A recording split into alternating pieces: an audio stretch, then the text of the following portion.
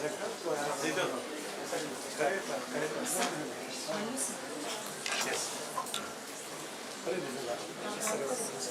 morning, one and all present here. I request all the dignitaries to take the seat on the dais. Please come.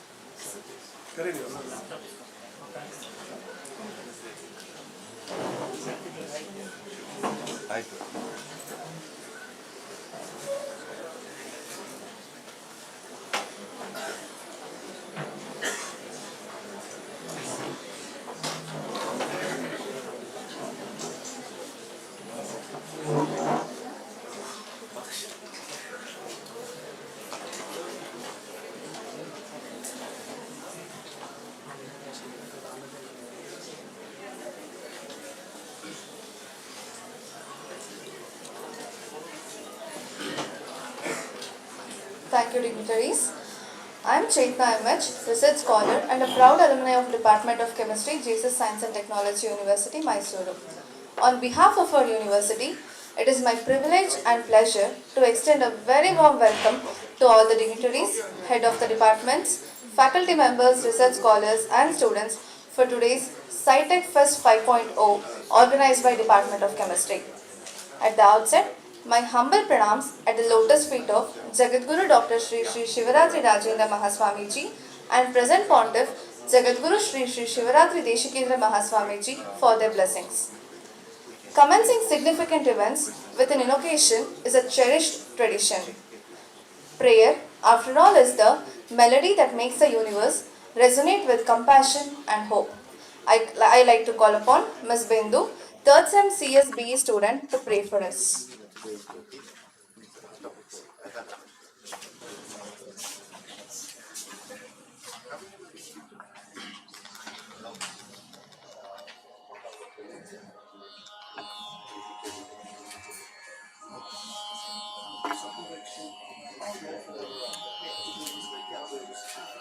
Jaya Jaya Swami, Jaya Jaya, Jaya Jaya Swami, Jaya Jaya, Jaya Jaya Jita Vairi, Varga Prachanda, Jaya Jaya Jita Vairi, Varga Prachanda, Jaya Jaya Gajamukha, Jaya Vakratunda, Jaya Jaya Jita Vairi, Varga Prachanda, Jaya Jaya Gajamukha, Jaya Vakratunda, Jaya Jaya Swami, Jaya Jaya, Jaya Jaya.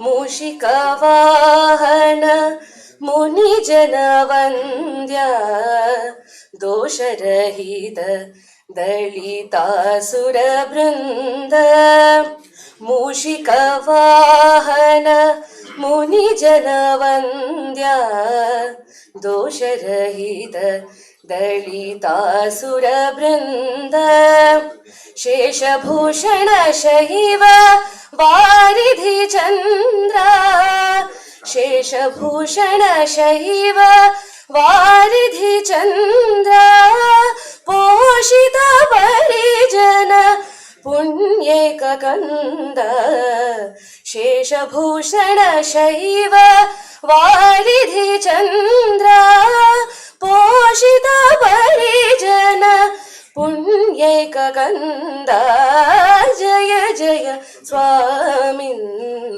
Jaya Jaya, Jaya Jaya.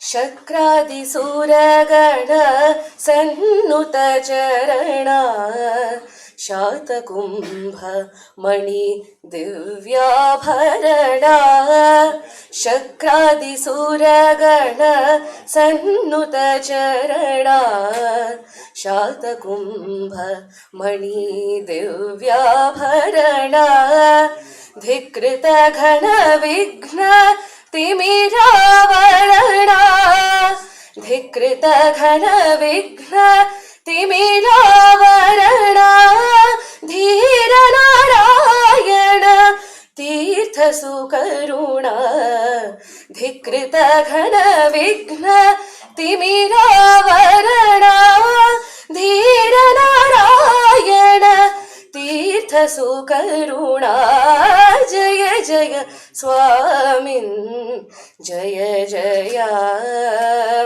जय जय जितवैरी वर्ग प्रचण्डा जय जय गजमुख जय वक्रतुण्डा जय जय स्वामिन् जय जय स्वामिन् जय जय स्वामिन् जय जय जय जय thank you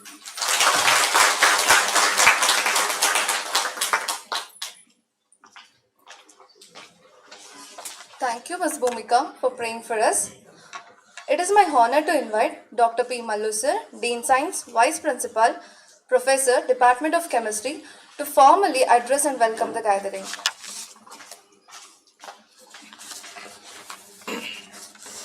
Offering my humble pranams to Sri Sutturu Guru Parampara, seeking the divine blessings of His Holiness Jagat Guru Sri Sivaratri Deshikendra Mahaswami Gadavaru.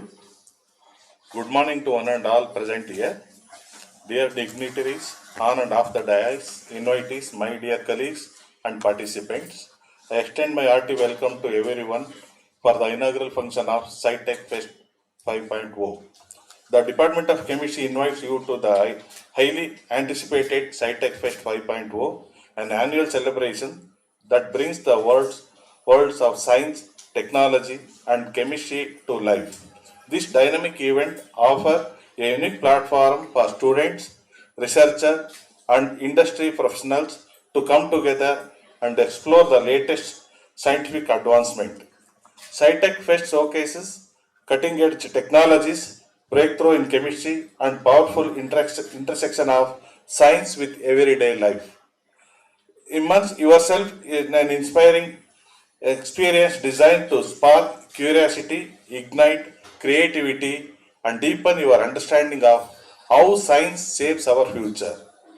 Be a part of this vibrant celebration of knowledge and innovation through a variety of science-driven competitions and events. In this occasion, we have with us an eminent professor, wonderful researcher, Kenji Monde, professor and advisor to President of Okada University, Faculty of Advanced Life Science, Japan. A brief biodata of Professor Kenji Monde. He obtained his PhD in 93 in bioorganic chemistry from Department of Chemistry, Okada University. He worked as a research associate, Department of Chemistry, Faculty of Science, Okada University. He did his postdoctoral at Department of Chemistry, Columbia University. His area of research, chemical biology of lipids, lipid science, development of fluorescence, imaging probes in the unexplored shortwave infrared region and their applications in cancer diagnosis. He has supervised 60 students and currently 12 students working under his guidance. He has worked in the different capacities to name some: Director of Frontier PhD from 2013 to 15 at Okada University. Director of Frontier Advanced Material and Life Science from 2016 to 2024. Dean Faculty of Advanced Life Science, Okada University from 2019 to 23. Currently, he is a Vice Executive Director at Okada University and also Senior Science and Technology Policy Fellow Cabinet Office, Government of Japan. Recently, he was awarded with SPSJ Award for Outstanding Achievements in Polymer Science and Technology. He has published 200 articles in international reputed journal, namely ACS Applied Materials, ACS Medicinal Chemistry, Letter, Plant Biology, Journal of American Chemical Society, etc. On behalf of organizing committee, SJCE, JSSSTU, on my own behalf, I warmly welcome you for this inaugural function, sir.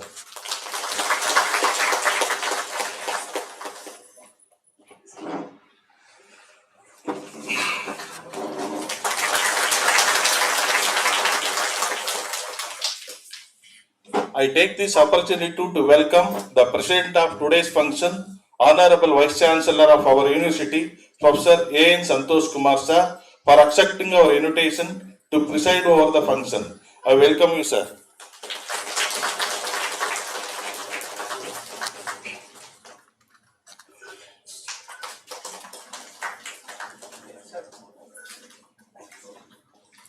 I welcome Dr. Siddhabasave Gowda, Professor, Faculty of Health Science, Akkada University. I welcome you, sir.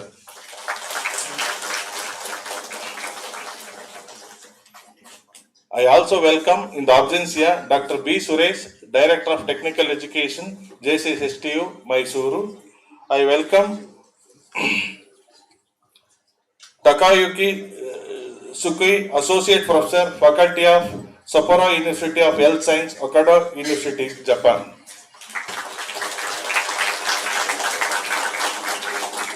I also welcome Hiroshi Inai, Faculty of Advanced Life Science, Okada University, Japan.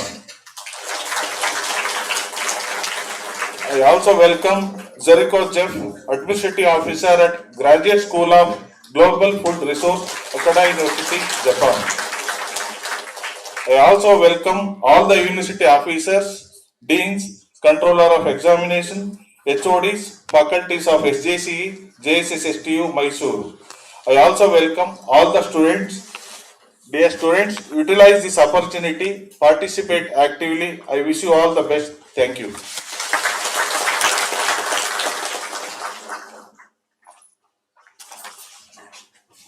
Thank you, sir, for your earnest welcome address.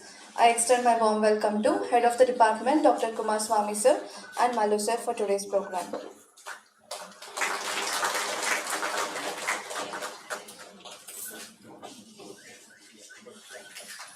Thank you. Since time immemorial, a single flame has symbolized the triumph of knowledge over ignorance, hope over despair, and a collective quest for enlightenment. As the Rig Vedas declared, Tamasoma Jyotirgamaya, lead us from darkness to light. In that spirit, we will now proceed for the ceremonial lamp lighting ceremony. I request all the dignitaries to kindly light the lamp and symbolically inaugurate the program.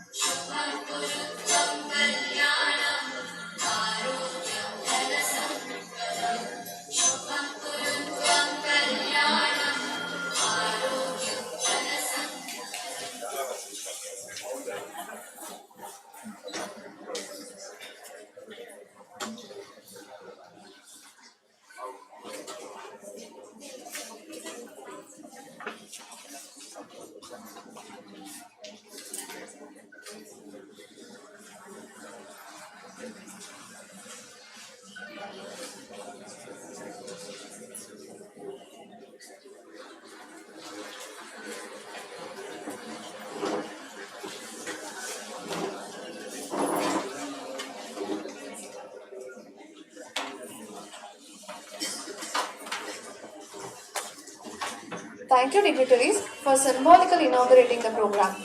I now have the honor of inviting our chief guest, Professor Kenji Mondesir, advisor to President of Hokkaido University, Japan, to address the gathering.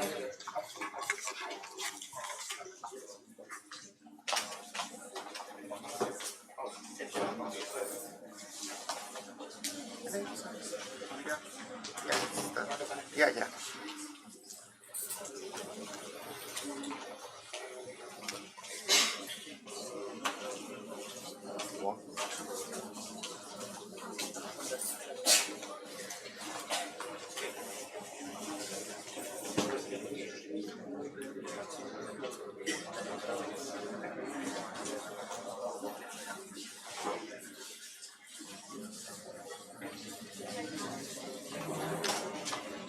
Okay. Okay. My name is Kenji Monde. Come from the Japan and come from the Hokkaido University. And first of all, I have to say and very thank you for the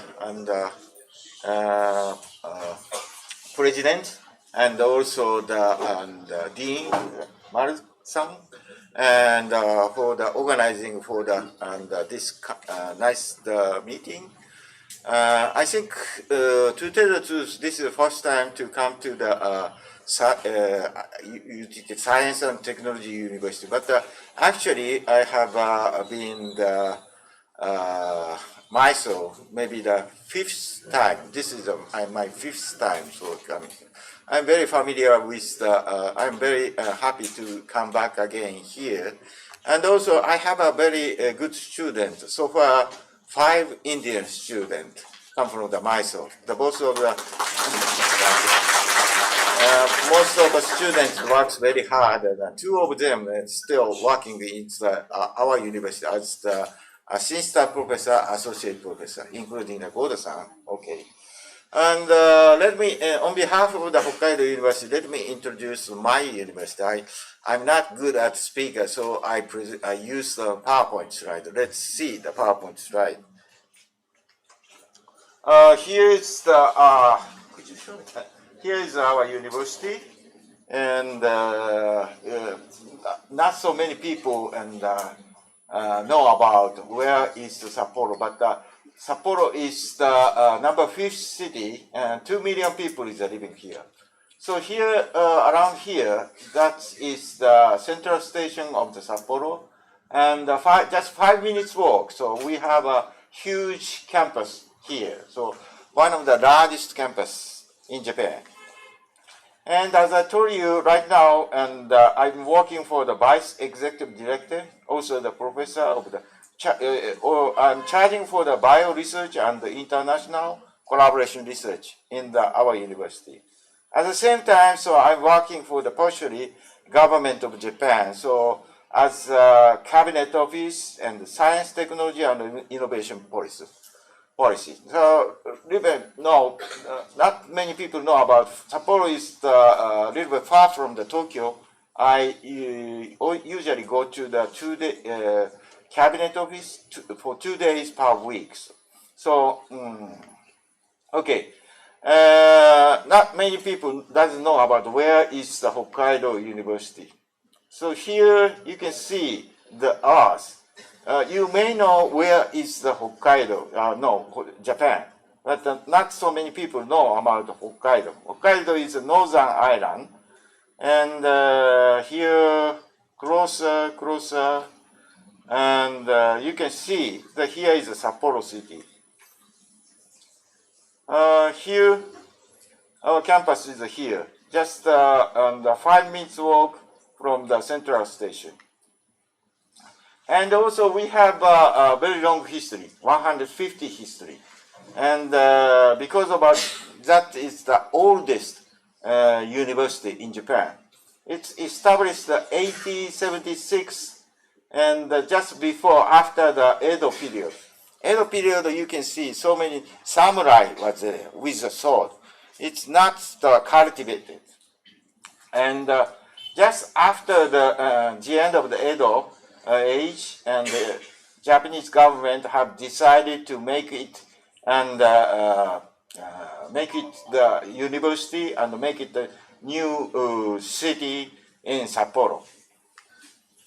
Okay, this is our first vice president. Name is William S. Clark, and he came from the Massachusetts Agricultural University in U.S. And he spent 10 months, just 10 months, but you can imagine that 150 years ago, and advanced technology just imported for the Japan. And also he left the famous word and spiritual word. So that word is the boys be ambitious. And most Japanese people like this word. Okay, as I told you, I can't see that. As I told you, and Sapporo is 2 million people, and Tokyo is the number one, is 10 million about population. Yokohama, Osaka, Nagoya, and the fifth is Sapporo. Here in we have a ski jump place and horse ride on the clock tower, and that the clock made it. And also winter season we enjoy the snow festival, and also we have a bear, we have zoo or something like that. And Hokkaido is the highest, summertimes highest temperature 36, but usually it's a very comfortable temperature. It's 20 or 25 or something, very comfortable. So compared to the Tokyo, and we don't have any humidity. But lowest time in the cold, you can imagine that, and winter time minus 10 degree or something like that. But don't worry about that one. Inside house is very warm. And here is my card. When we parked in the winter, and the snow is coming, and when we back to from the airport and airplane, I cannot find it, my card, right? This is my card. That sometimes happens. As I told you, and the most of the very huge campus we have near the Sapporo station, and also we have experimental forest. And we have a 12 undergraduate and the one graduate school, and the staff is almost executive and the vice president, including me, is 11. And academic is 2,000, including a professor, assistant professor, associate professor. And administration 2,000, and totally 4,000 people. And undergraduate is 11,000, and also graduate school 6,000. So totally 20,000 students we have. And as I told you, we have a 12 undergraduate school and 21st graduate school, and our graduate school is belong to the life science. And also we are welcome to foreign students, and mostly come 85% is coming for the Asia, and China is the most popular, and also the Indian people is coming very well.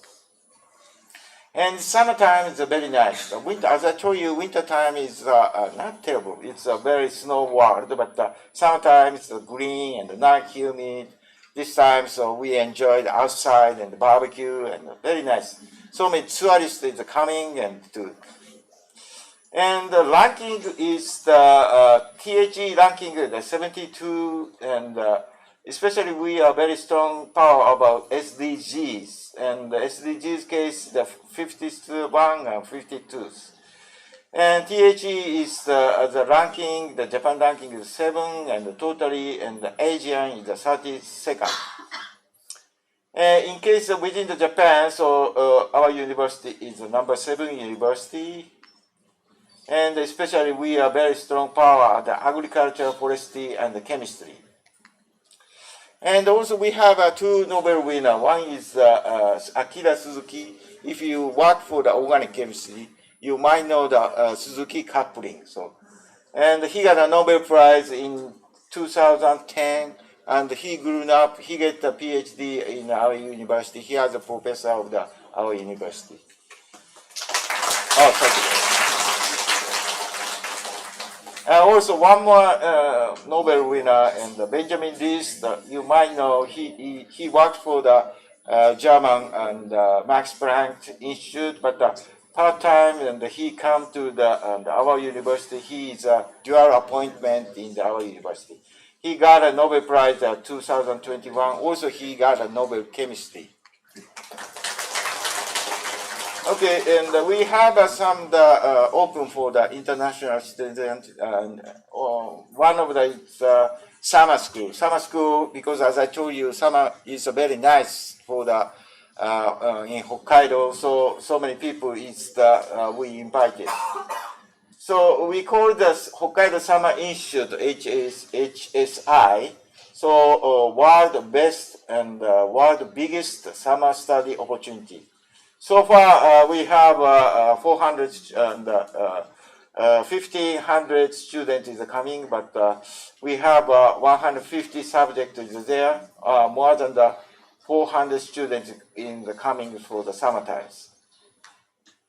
And one of the researcher is could be interested. We also independent study in the science and the science 2023. You can spend 1 or 2 weeks, so you can learn about basic science about using this one. Program fee is not so expensive. Entrance fee is 10 US dollar. Tuition fee is $100 in the US dollar. And unfortunately, it's the time is limited for until June 2nd. If you we open that one, but if you interested, and you can contact to me. Also, we have the scholarship for the graduate student, and so-called IGP. IGP name is the International Student for Program. And we can educate it in English master and the doctor course. And the scholarship is fully covered for the travel to Japan and the tuition fee and the living expenses. This year we open for the 5 PhD students and also 3 master course students. So if you're interested, so you can contact to the professor which belong to our faculty. Our faculty is advanced life science. So deadline is 2020 October 31st and 2025. Okay, again, here is the university, our university. If you are very interested, we are looking forward to see you again. So thank you very much for your kind attention.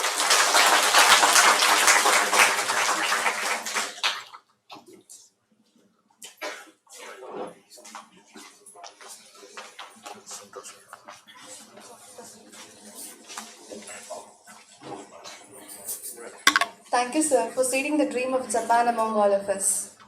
Now I request Dr. Santosh Kumar A.N. sir, Vice Chancellor, Jesus Science and Technology University, Mysuru, to deliver the presidential address to the gathering.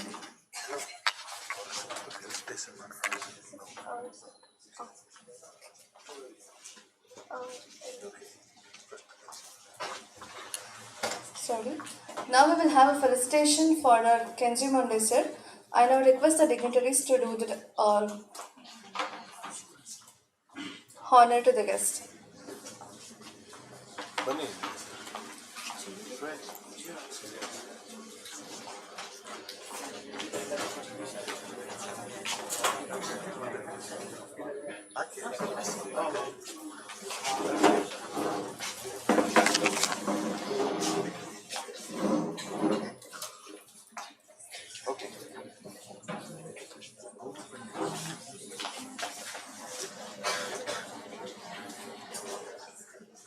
Chair ತರಿಸಿ ಬೇರೆ ಚೇರ್ಗಳು ತನ್ನಿ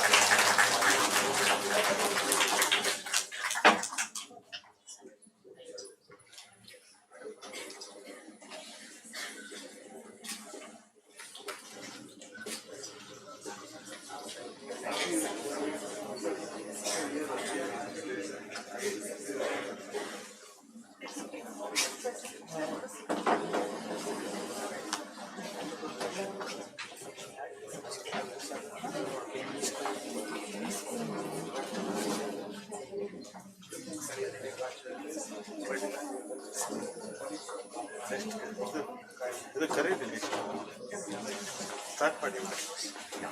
Good morning, everyone. I would like to call Professor Hiroshi Ino to come on the dais.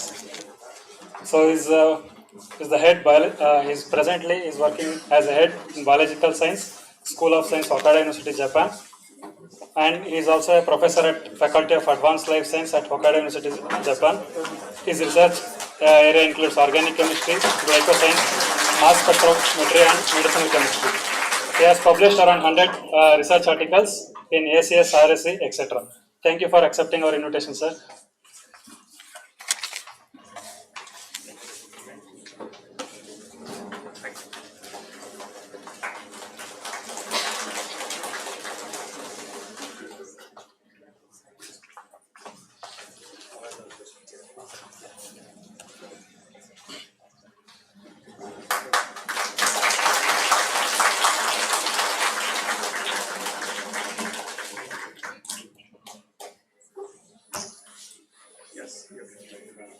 I would like to call Professor Takayuki Suke to come on the dais.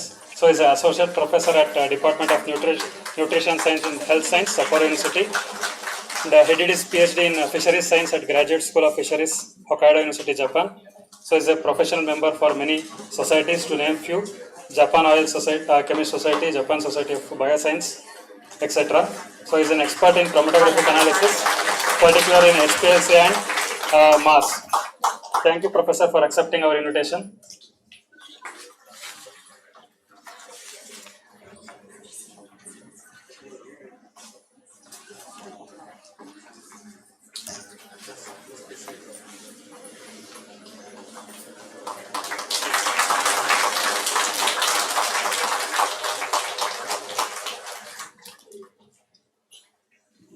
Now I'd like to call the Dr. Siddhaswai Gowda, B. Gowda.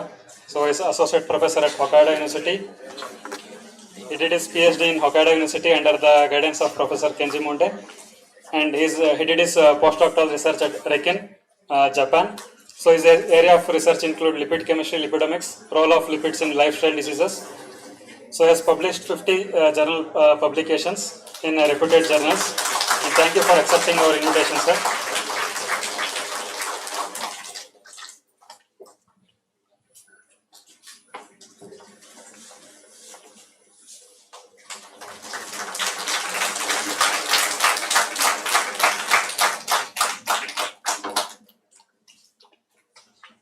I would like to call Yuriko Zef, Administrative Officer at Graduate School of Global Food Resources, Hokkaido University, Japan.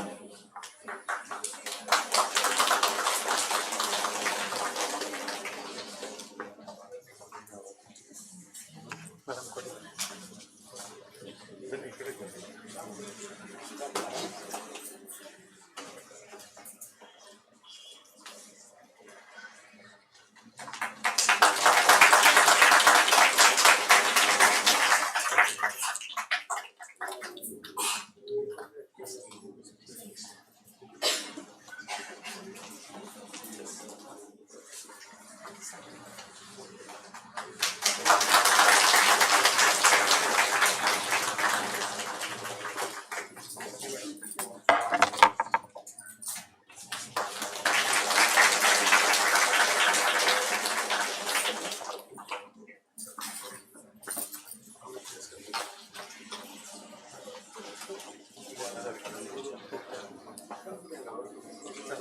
Please.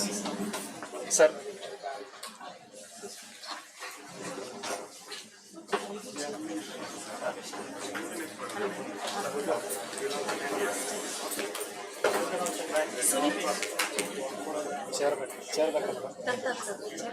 Chair ಬೇಡ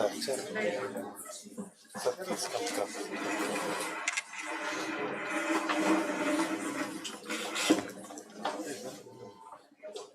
ಸಂದೀಪ್ ಬನ್ನಿ sir.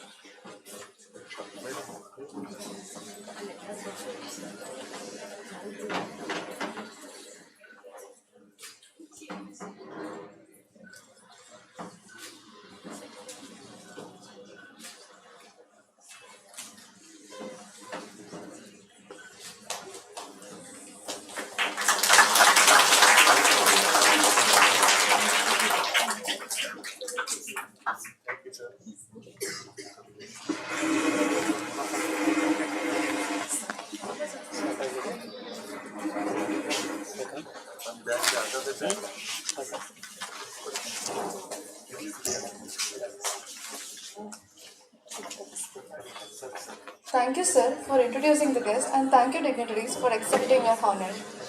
It is my privilege to invite Dr. A.N. Santosh Kumar, sir, Vice Chancellor, Jesus Science and Technology University, to deliver the presidential address. Thank you. At the outset, I submit my most respectful pranams to the Suttur Guru Parampara. I offer humble pranams to the lotus feet of His Holiness, Jagat Guru Shri Shivaratri Deshikendra Mahaswamiji, and seek His divine blessings. Chief guest of today's function, Professor Kenji Monde, Advisor to President, Hokkaido University, Japan. Dr. Sidbasave Gowda, our good friend, and also professor from Hokkaido University. The other professors and the administrative officer from Hokkaido University.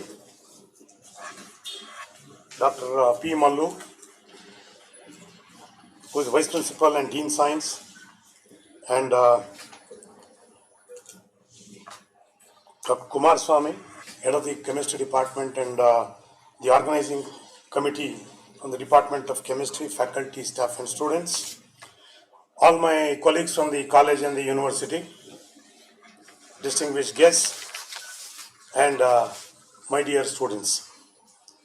It gives me a great pleasure to be presiding over this inaugural event of the Sci-Tech Fest 5.0. This is the fifth edition of the Sci-Tech Fest, which shows the interest, the dedication shown by the students, faculty of the departments of science, and also the popularity that it has gained over the years. I'm extremely happy that Professor Kenji Monde and his team from Hokkaido University could make it here for this inauguration. In fact, we have already have an association with Hokkaido University, thanks to Dr. Sidbasave Gowda. Some of our students who have completed their masters here are pursuing PhD, and very recently, a few faculty members and some students visited Hokkaido University, and they had the opportunity to visit some of the laboratories and even work with some professors. Some of them are here. So thanks for that, and it's a great beginning, at least I believe. Yeah, I'm also happy that our team is visiting us in the 2026 February. So I think they'll be here for almost 10 days. So visiting other laboratories along with our university as well. Now coming to Sci-Tech Fest 2025. Now I think when you have very eminent people who are likely to speak, this is not the right platform for me to speak, but I've been given an opportunity to say a few words on science and technology, and also share my thoughts on this particular occasion. So we all know the importance of science in the modern one, which is highly profound and far-reaching. It plays a critical role in shaping all our lives, and is the driving force which is addressing global challenges what we are facing today. Science has always been the cornerstone of progress, both economic progress as well as the social progress. Now, without science, nothing much can happen in terms of development. There is a saying, people who ignore science, people who don't give importance to science, such communities, such societies, such countries cannot progress and cannot prosper. Science has done many wonderful things to us. In the recent times, you can see a lot of technological advancements, starting from blockchain technology to renewable energy technologies to 5G, Internet of Things, cyber security, and most latest addition is the revolution that we are now seeing in the field of artificial intelligence. All these things are possible because of the application of science. So what science is today, that is what becomes a technology tomorrow. So development of science is extremely important. So in technological advancement, we have the hand of science everywhere. And modern world, you have a lot of health issues.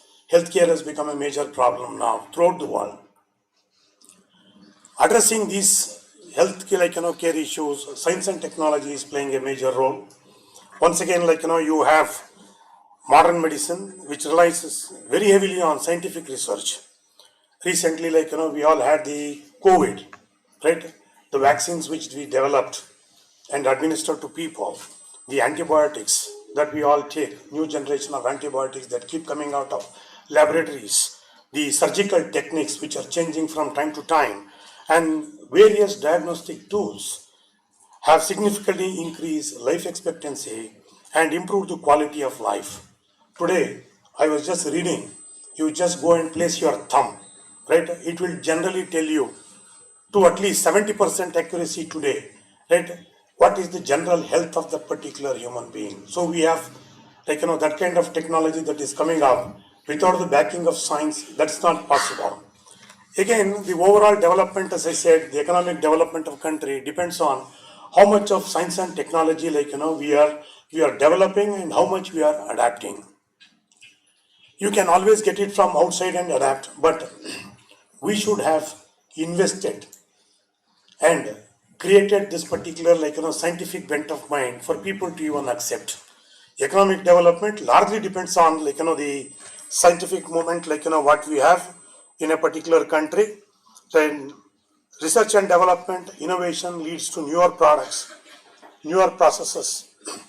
Ultimately, this will create more jobs and create wealth as well. Today, people talk of, I think Professor was talking of the SDG goals.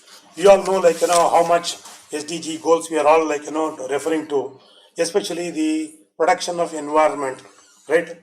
And in this particular issue, right, lot of answers are available through science and technology.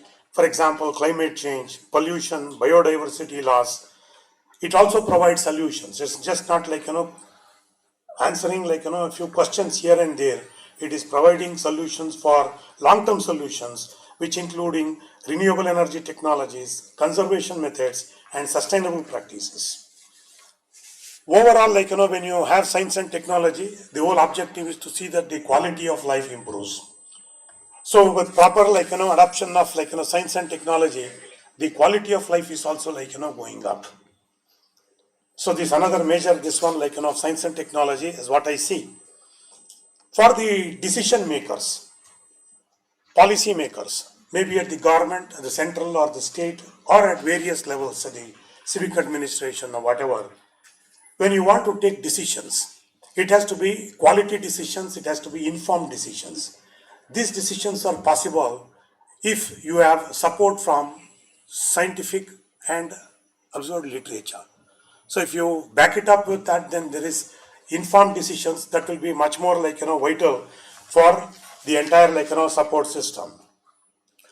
Right from day one.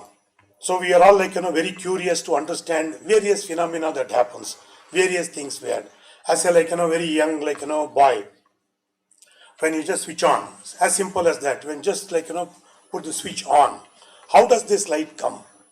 What is going through that? This curiosity what we have, all have. Or put a seed inside, right? Within a few days it starts growing, the plant comes out, then it becomes a tree. This curiosity can be answered. Not only this is very, very elementary and basic. Most of the curiosity what mankind has, this can be answered only through science. So that's the reason why it is extremely important. I was also going through the literature on the importance of STEM education today, right? And also the research and innovation globally. Some of the statistics what I found is also very interesting. The global spending on R&D reached 2.8 trillion in 2023-2024, which is a lot of money, which is still not sufficient. With China, US and the European Union leading, all other countries have to still catch up. By 2030, the statistics say the world will need 85 million STEM professionals, science, technology, engineering and mathematics professionals to meet technological and scientific challenges. But there is also a downside to this. Only 33% of the researchers globally are women, which means that there is a need for greater inclusivity also. Coming to the universities. Universities account for 60% of the global basic research driving the innovation. So it cannot be undermined. So we are a very important connect between the various societies, the governments and other countries. So universities are extremely important. India produces 2.6 million STEM graduates annually, the highest globally, followed by China and the US. China leads in STEM PhDs, right, awarding 70,000 annually. India is not too far, back. We also have almost close to 52 to 55,000 PhDs, with the US in the distant third. Today, as I said, we are being gone by AI and some of the other technologies, what we see. The statistics say the AI market is projected to reach 1.8 trillion by 2030, with the demand for AI specialists surging. So we have to upskill, right? All the scientists, all the students, they have to adapt to AI and usage of AI tools. Renewable energy employment hit 16.2 million in 2024, with solar as the fastest growing sector. Quantum computing, global investments in that has now reached $35 billion, with the US and China again leading. In the Indian scenario, it's just comparing with the world averages and just comparing. At the school level, we have a very good enrollment rate. Almost 30-35% of the students get into school, start studying science.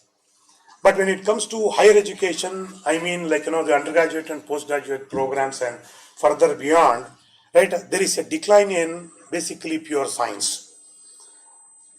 That is because the preference for professional courses like engineering, medicine, especially in this country, a lot of people think engineering, medicine as the most important option compared to all other. So there is a drop suddenly, what we see. India produces a large number of science graduates, but struggles to retain them in research. Only 3 to 4% of the science graduates pursue PhD in the entire country. So when the number of researchers are less, automatically the research output is also less. This has to change. And there are opportunities, plenty of opportunities for science and technology, people who are in science and technology to grow. But at the same time, I also see a lot of people talking in terms of concerns, challenges in science and technology education. One is funding and resource allocation, which is a major limitation here. Declining public funding. Many governments are reducing investment in basic research, prioritizing short-term economic gains because they need to be very popular along with their citizens. So they try to reduce the funding on advanced research. So they confine only to basic research. Then we also have the corporate influence. Privately funded research may prioritize profit over public good. For example, in pharmaceutical industry, a common complaint is not much of research is allowed to happen because they are only looking at the profit margins. And also there is a global inequality, all the countries are not getting resources equally. So accordingly, research is also not happening equally across the globe. And there is also misinformation and public distrust. Anti-science movements like vaccine hesitancy, don't take vaccine. What we saw in several parts of the, not only this country, even in the world, hesitancy to come, and even we are not finding people for several kinds of laboratory tests, right? So that's another this one. And climate change denial, even though there is a change, right? But some of the developed countries, right, they push all their to some of the things which leave a lot of carbon emissions. They're given to the underdeveloped countries or the developing countries. There's a lot of politicization at some point of time. And AI and automation concerns over job displacement. These are all ethical concerns what we have. Privacy and surveillances using data science and facial recognition. Personal freedoms are also affected to a very large extent. Some of these things. There is another major problem which I think all these youngsters should look at. Some of the findings, research findings scientifically worldwide, it's not possible to replicate so easily, and this is raising doubts about their validity itself. You develop something, but when you cannot replicate everywhere with the same level of potency, then people start doubting. And there is also we are also a party to this. We also say publish or perish. But this unfortunately this particular culture, right, in universities, right, always leads to research scholars, faculty members coming out and publishing only positive results, right, and trying to even manipulate data when none exists. So that is because there is a lot of pressure on people, right, to come and they also resort to unethical practices sometimes to do the research. So these are all some of the, and we have n number of predatory journals today, right, that will publish any article that is as scholarly articles. And there are political and ideological interferences. I want to do research with, for example, China. May not be very easy to do it. I need to take permission from the government of India to do research with certain countries and certain researchers. So political ideological interference is always there, and some of the scientists struggle to communicate the urgent need for example, climate change. I'm not in a position to communicate this to the outside world, to the government. So they will be doing things they think which is very important for them. These are all things. And cyber security threats, we all know. We are all using now data, so much of data. So breach of this and confidentiality and theft of data is another major concern. And there is a lot of data overload. Scientists struggle to collaborate across fields, right? Multidisciplinary research is not happening to the extent it should be happening. So there are issues concerning this.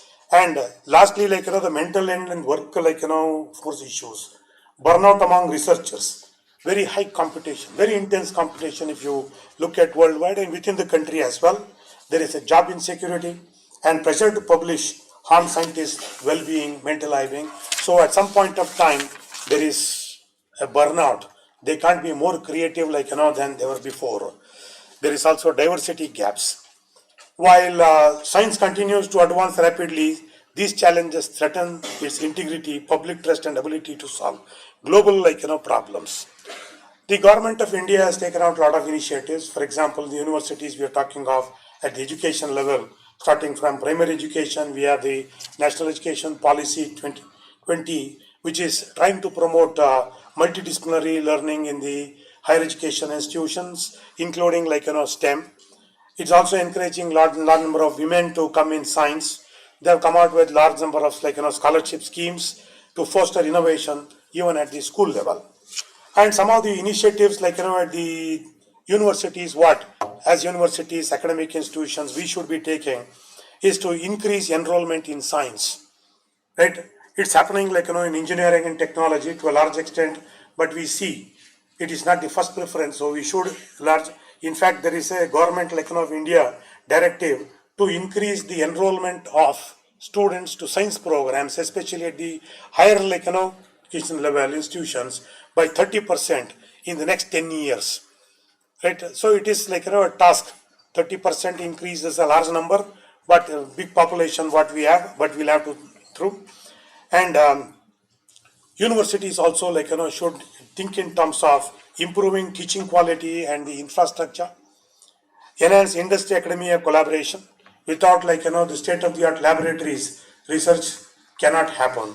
So that has to be recognized. The most important is to collaborate with industry to find out what exactly the industry requires, what the society requires, come out with problems the society is facing. And we should also try to increase funding for research, encourage women and especially from rural women to participate, and the curriculum should adapt. the interdisciplinary research, especially in sustainability. This is the order of the day. Please remember, every dollar that is invested today, right, in research, especially the scientific research, generates $5 in economic return. So it's not going to go a waste. But unfortunately, we don't have the time nor the patience to wait for all this research, to take shape. We want everything to happen instantly. So we want instant gratification. But I think, this mindset should slowly change. So to finally, conclude, I think I've taken sufficient time. Science is not just a tool for innovation. It's a necessity for survival now, for prosperity, and as well as sustainable future of our planet itself. Embracing and investing in science ensures continued progress and resilience in the face of future challenges. May your journey in science be filled with discovery, inspiration, and impact. Thank you very much.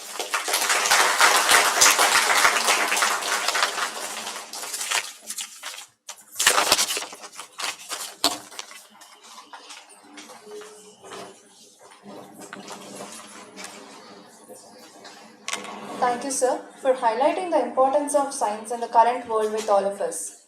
As we enter the last leg of the program, immediately after the inaugural program, we have a lecturing from our distinguished guest, whose work is sure going to inspire all of us and may spark fresh ideas and collaborations within our own community. So I request everyone to stay back. Every program is complete only with an expression of gratitude. To deliver the vote of thanks, I invite Dr. N. Kumarswamy, sir, HOD, Professor, Department of Chemistry.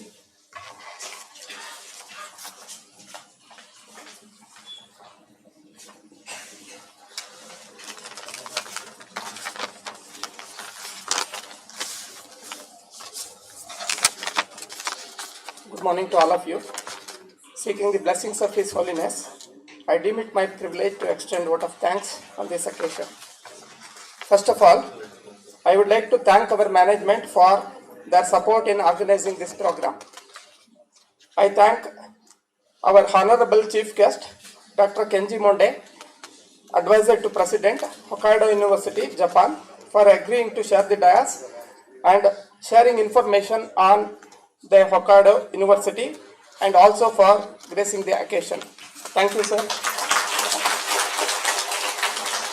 On behalf of the organizing committee, I convey my deepest regards to the president of today's function, our Honorable Vice Chancellor, Professor A.N. Santosh Kumar, sir, for all his support, motivation, and also for the presidential remarks. Thank you, sir. I express my gratitude to our guest, Dr. Siddhu Basave Gowda, Associate Professor at Hokkaido University, Japan, for agreeing to share the dais with us. Thank you, sir. I express my gratitude to our guest of honor, Dr. D. Suresh, Director, Technical Education Division, JSS Mahavidyapita, Mysuru, and our principal, Dr. C. Nataraju, Dean Science and Technology, in their absentia, for their constant motivation.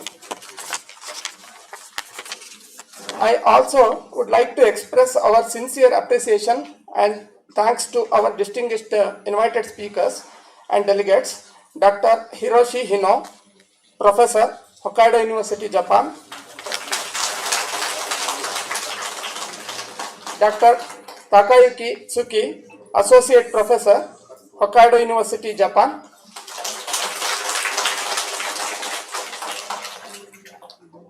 Ms. Yuriko Zaf, Administrative Officer, Hokkaido University, Japan, for their valuable presence in making this event memorable.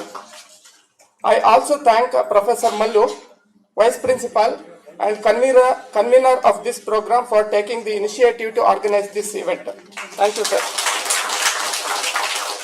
My sincere thanks to all the deans, university officials, finance officer, heads of all the departments, the faculty members, media persons, and the members of IIC and IQSC for their support and valuable presence. I thank all the participants and attendees for showing the eagerness to participate in this program. We look forward to your active participation in all the events. Hope you will have a good day. Thank you. I thank all the staff, faculty, and members of organizing committee of the Department of Chemistry for their efforts in hosting this particular event. Last but not the least, my special thanks to our MSc Chemistry and MSc Analytical Chemistry students who have been the catalysts in the execution of this particular program. Thank you all. And thank you once again. Have a great day. Thank you.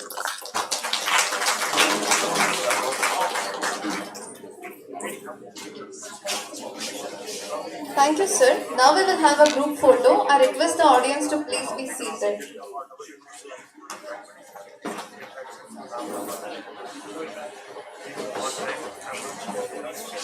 We have a group photo session now. Please remain seated in your places.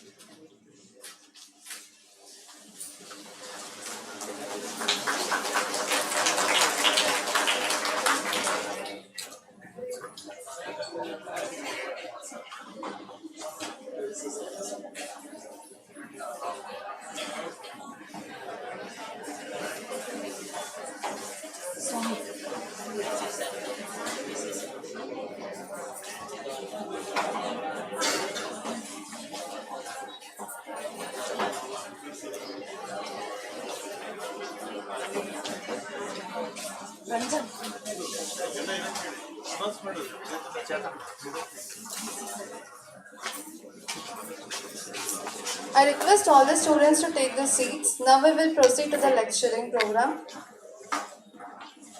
Kindly take back your seats.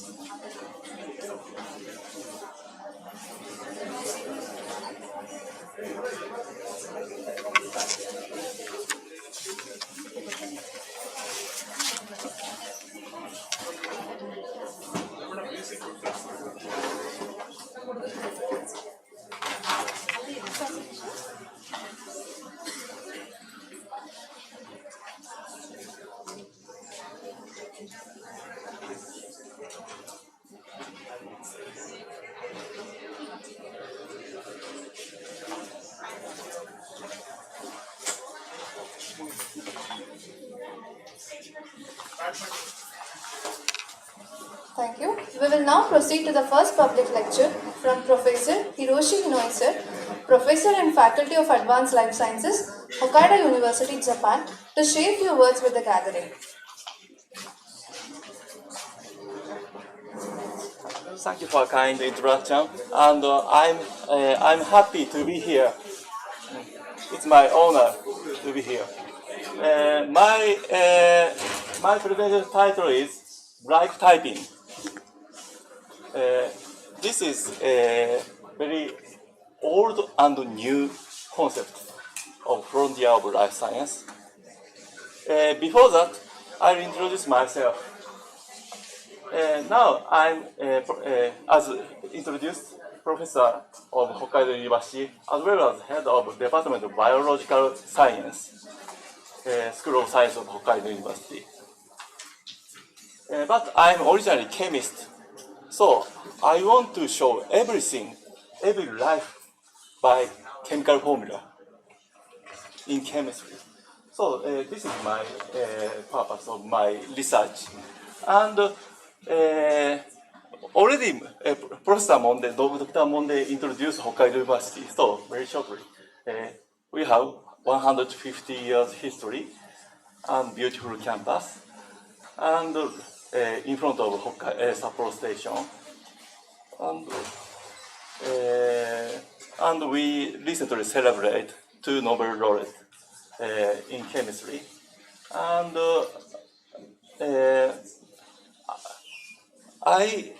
when I joined the Hokkaido University, I started the collaboration with Indian scientists. And at the time, Vice Chancellor of Mysore University came to Hokkaido University and signed the agreement under first generation of Core 2 Core project. At that time, I was assistant professor of Hokkaido University. And at that time, their PhD student of Hokkaido University, he is an Indian PhD student. He was Indian PhD student. And at that time, other 2 PhD students also working with us. And here is additional 1, 2, 3, 4, 5 Indian researchers collaborate with us. And now we started launching the second generation of Core project. So next generation, I want you to be the next leader to collaborate with us. This is a kickoff meeting held last year. And here is our research building. And this is one scene of Olympic game, Olympic marathon game, held in Sapporo. And so let's move to my research topic. I'll introduce the concept of my research. So, what glyph type is?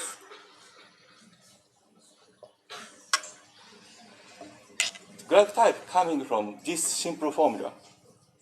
This is the simplest formula of life, chemical formula of life. Forming organic compound from inorganic compound by photosynthesis. And by using the organic compound, metabolizing the organic compound, we activate as life.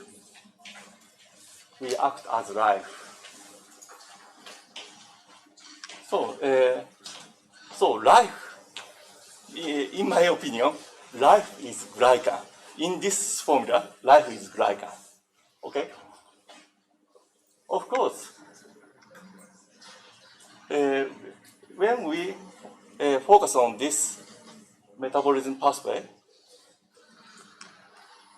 this pathway can break down like this, quite complex pathway.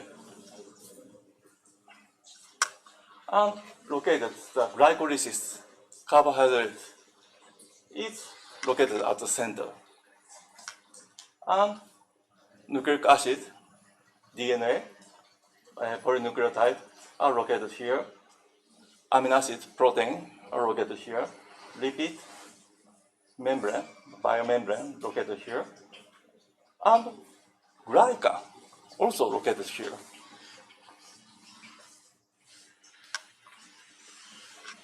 And different from other bio components, glycan is very prepared, synthesized, very localized position, ER or Golgi apparatus.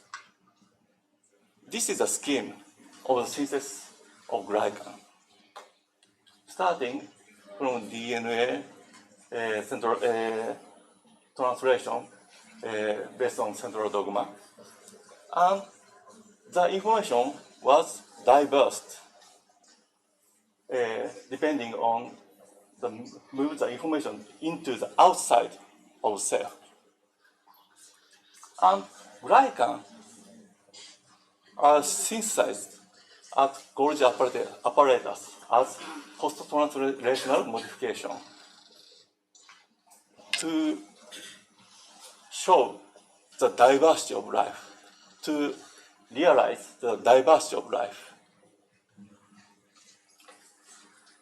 And biotyping glycan to enable the diversity of life, called glycotype.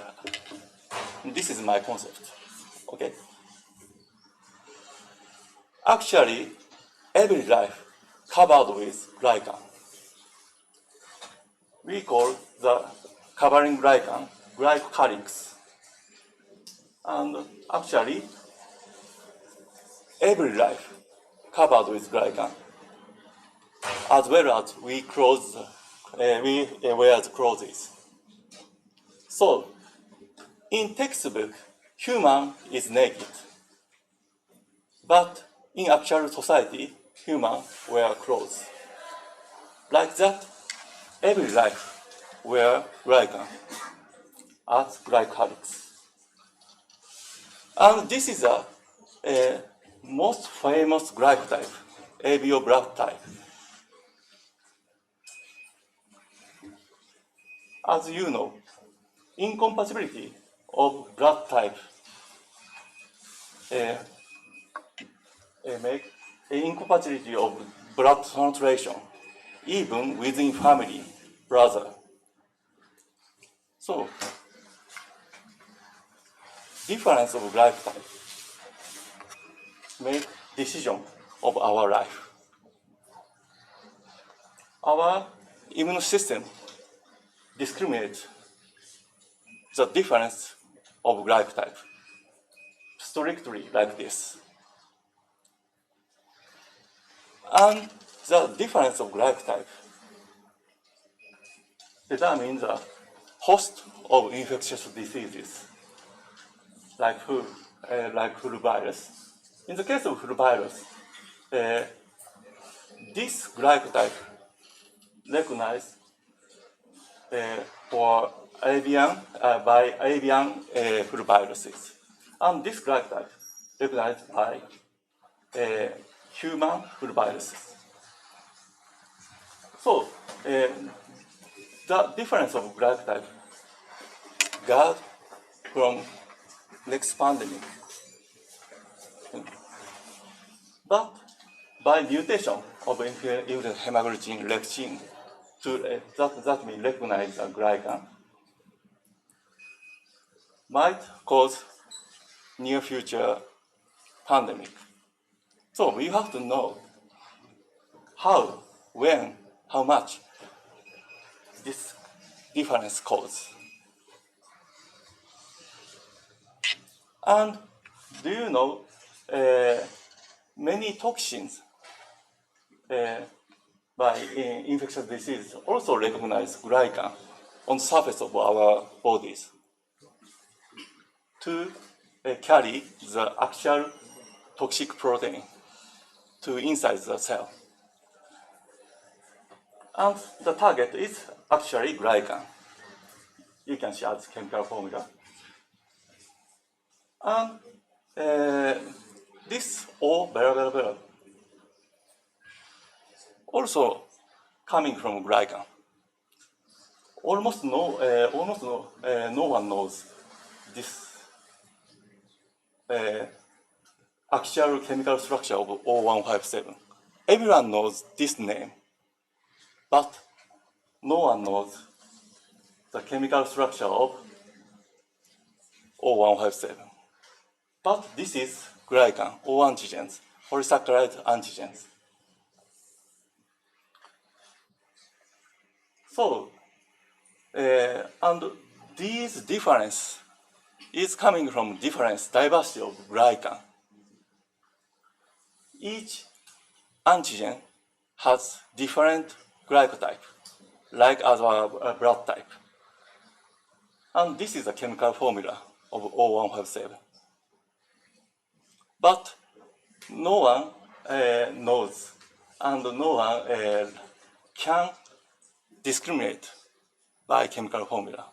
So we use PCR method or antibody to recognize, to discriminate this kind of structure. And why the target is this structure? Because this is outside, most outside frontier of life. This is located frontier of life. And infectious diseases and our immune system and many diseases cause the frontier, cause out the frontier. So glycotype is quite important. And these infectious diseases targets the glycotype. Okay. And if you create plurally potent stem cells by using iPS technology, you check whether you can actually successfully create ES-like cells. This SSEA1, one of the antibody, is an important marker to check the quality of iPS cell creation. And the target, also glycan. No one knows why this glycan appears if the cell has plurality potency, but we use this marker to check the quality. And if we check the cancer diagnosis and prognosis, scientists search for the antibody for a diagnosis of cancer in 1980s, and the antibody for cancer diagnosis were used still after 40 years or 50 years after finding the first cancer diagnosed antibody. And the target is glycan. So let's move to the section. I have more time. Okay. Sorry. Okay. So let's move to the actual topic of my science very rapidly. My previous professor, I moved to Hokkaido University in 2004. Before that, Professor Shinichiro Nisumura started the creation of automated glycosynthesizer and automated glycosequencer.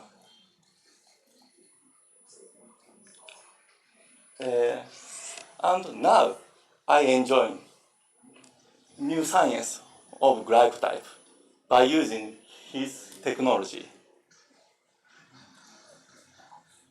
as probe-based functional glycotyping and named non-probe structural glycotyping. Why automated biomolecular synthesizer and sequencer is required?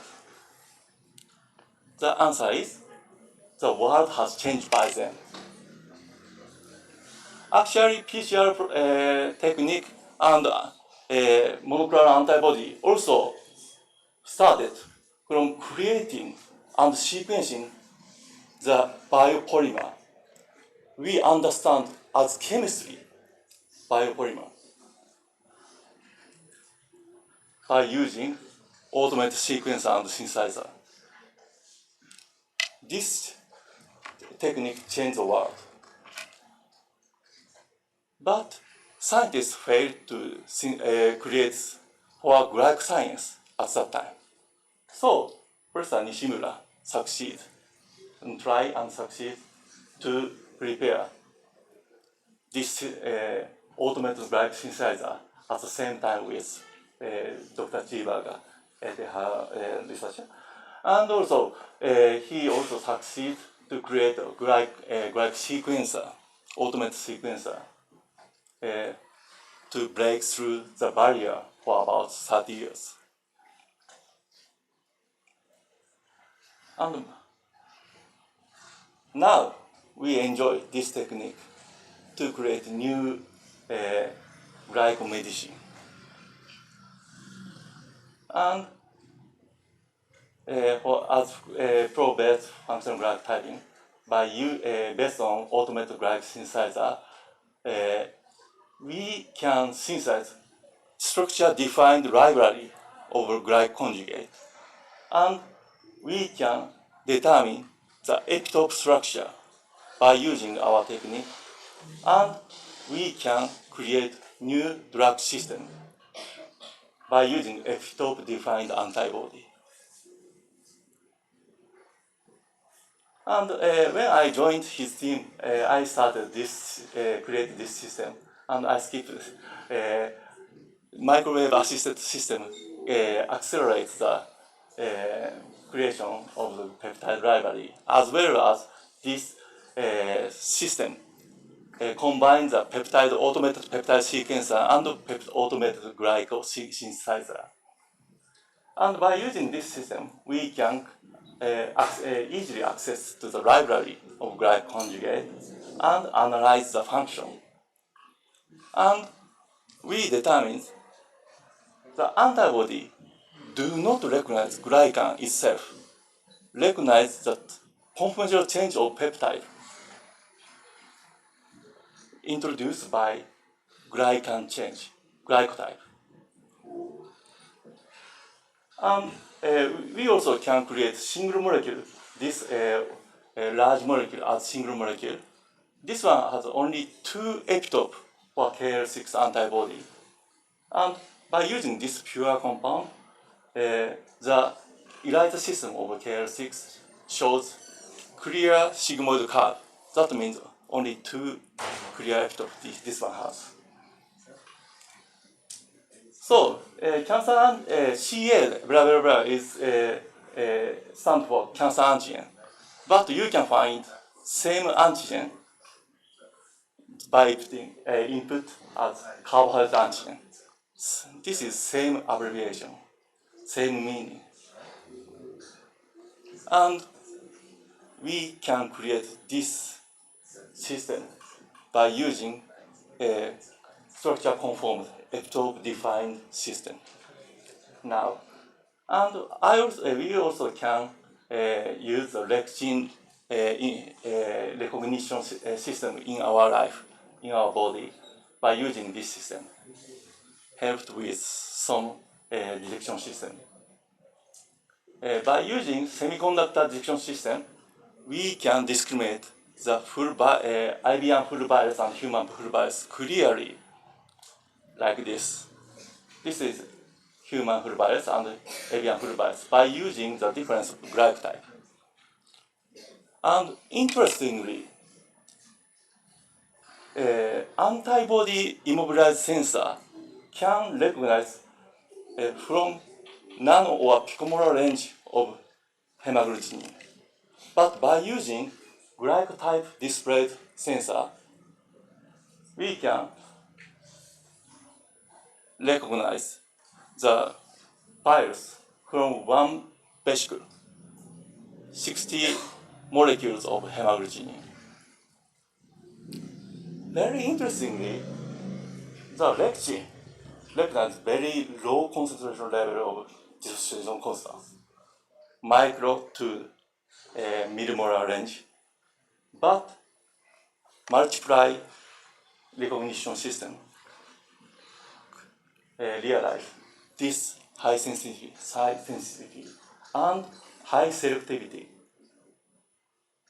For difference of the hemoglobin target host, this system discriminates clearly, even there is 1 billion times difference of concentration of protein, clearly discriminates the target host of the viruses.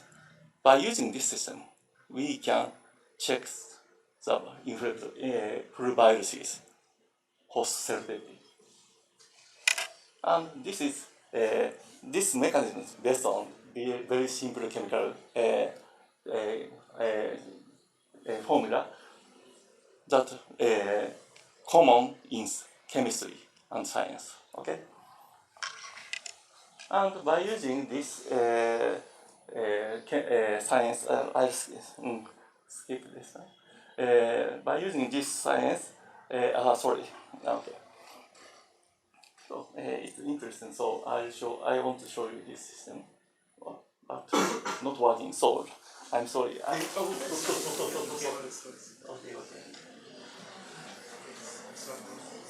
And sorry. Glycide easily recognize the destination of drug. We can determine the destination of drug by using the difference of glucose. Very simple.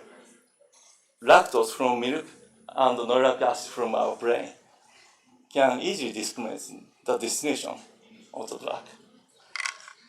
And we can create a very small detection system by using 3D printer system.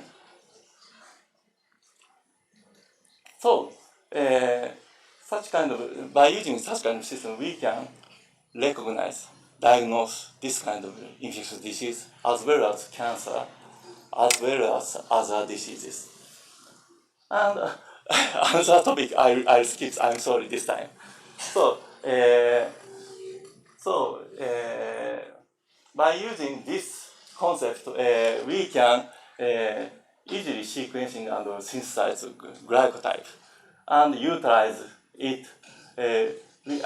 We can discriminate our conditions. For example, this is published last week. This data published last week, and easily sulfated glycan recognize a very early stage, first stage of clearly discriminate the first stage of breast cancer. Very slow. Sorry. So, and we also realize the discrimination of O107 polysaccharide directly by mass spectrometry technique by using our updated matrix system, selective for glycotype.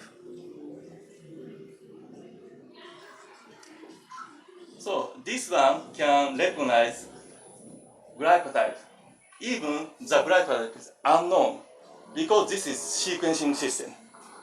By using direct readout system, unknown glycan sequence also can read out.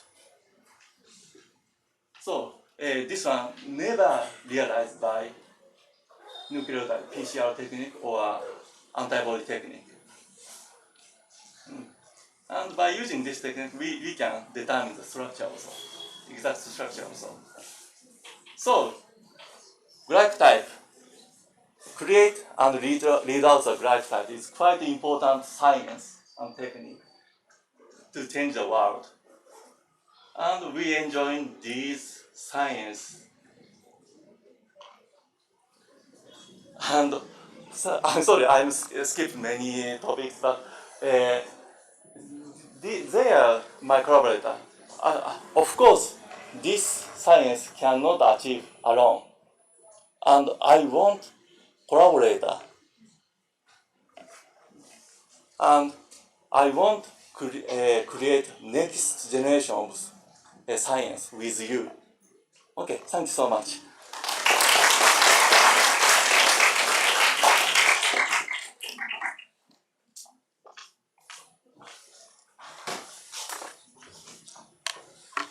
Thank you, sir, for your insightful presentation. Now I request Dr. Siddhapasari Gowda sir, Associate Professor, Faculty of Health Sciences, Hokkaido University, Japan, to address the gathering.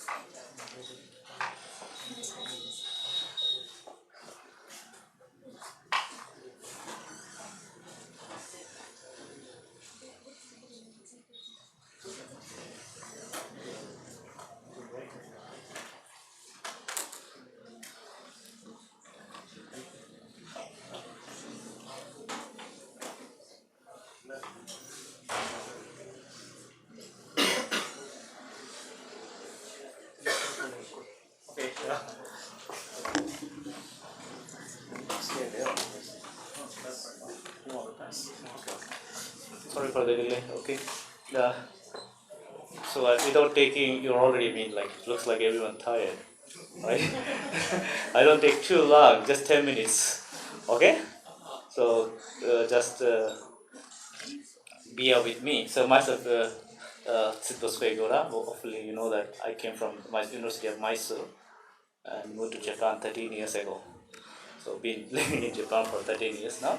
So our today talk maybe. So today maybe I'm going to talk briefly about one of our recent research, which is still unpublished, to you. So we do on multiple topics. So mainly on the foodomics. So mainly looking at the food profile and trying to uncover the new lipids in the food, which can benefit for the human health. And second way, we also do the clinical lipidomics. What does mean clinical lipidomics? Trying to find a biomarker to diagnose early detection of a disease. So in the two ways, two areas we mostly investigate. Today's talk is mainly focused on clinical lipidomics.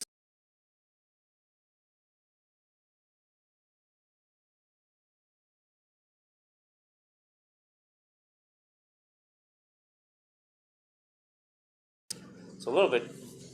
Have you heard that term? Yeah. Have you heard about Alzheimer's disease? Yeah, it's a prior stage. Before Alzheimer, the brain converted into MCI, mild cognitive impairment. So normal brain, mild cognitive impairment, and then it becomes Alzheimer's disease or other neurodegenerative diseases. This is the early stage. So why we are looking at the cognitive stage because we want to detect the AD in an early stage. So, you know that. Okay. Oh, what's this? Which is the pointer? This is the pointer. Okay. So, okay, there are 60 to 70% of the almost all the dementia, or what you call it as cases, are living in the globally. About 55 million people were suffering from this disease. As we all know, many proteins accumulated in brain. So we have a very clean and normal brain. When the enzymes are stop functioning, protein gets accumulates. So you know that very well. Whenever you heard a term of Alzheimer, everyone say A beta, A beta, A beta, right? A beta protein accumulation or p tau accumulation. So that could be the marker for the Alzheimer disease. But this happens once you got the disease, right? So this accumulation, you can see it when the brain already under the stage of Alzheimer disease. So we want, this is one of the severe.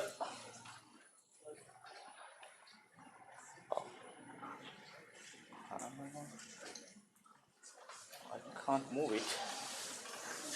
Okay, this is not working. I don't know. Okay, this one. Okay, this is a normal brain. As you can see here, very clean image, but there is no loss of the gray matters.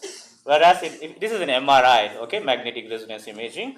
As you can see here, we saw slight depletion of the gray matter in the brain. So as disease progresses, the depletion become much bigger. So that's why the people get memory loss, or the dementia cases are increasing. So if you're looking at in Japan, this is one of the big problem. About 6 million people were suffering from this disease. So this is a recent estimate. Not India also. India is also, the rates are striking nowadays. So if you look at the globally, China is number 1, US is number 2, Japan is number 3, and number 4 is India for the AD cases. The Alzheimer's disease cases. So, but if the estimation for 2050, India takes over second position. That means that the cases may be increase in the future as the society getting aged. So we do investigate on the lipids because we are all living with lipids. All our cells or all our body contains lipids. Each cells make lipids. Lipids changes, even small stress or something has happened in your body, lipids giving a signals. Okay, something happened. So then there is a change in the lipid levels. So that's why these changes can be indicated as markers for the diseases. So far, there are 49,000 lipids were uncovered. Can you imagine?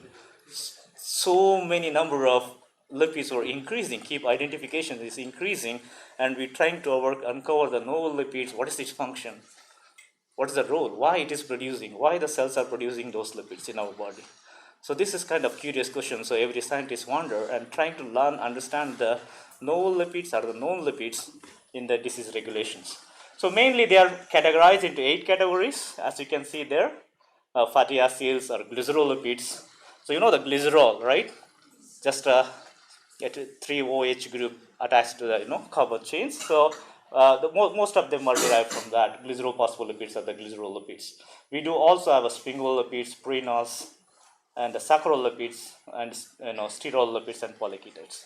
In blood, if you look at your blood, major biomolecules are lipids, followed by carbohydrates. Already Sensei explained much about the sugars.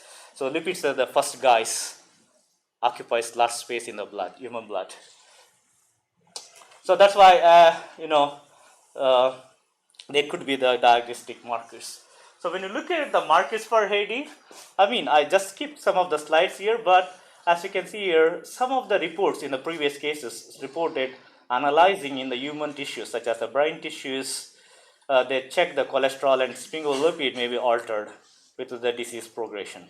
So mostly they're focusing on the brain tissues. So can we get the brain tissues easily from a patient? It's very difficult. Who will give the brain tissue? Nobody, right? Only you can take it out during surgery.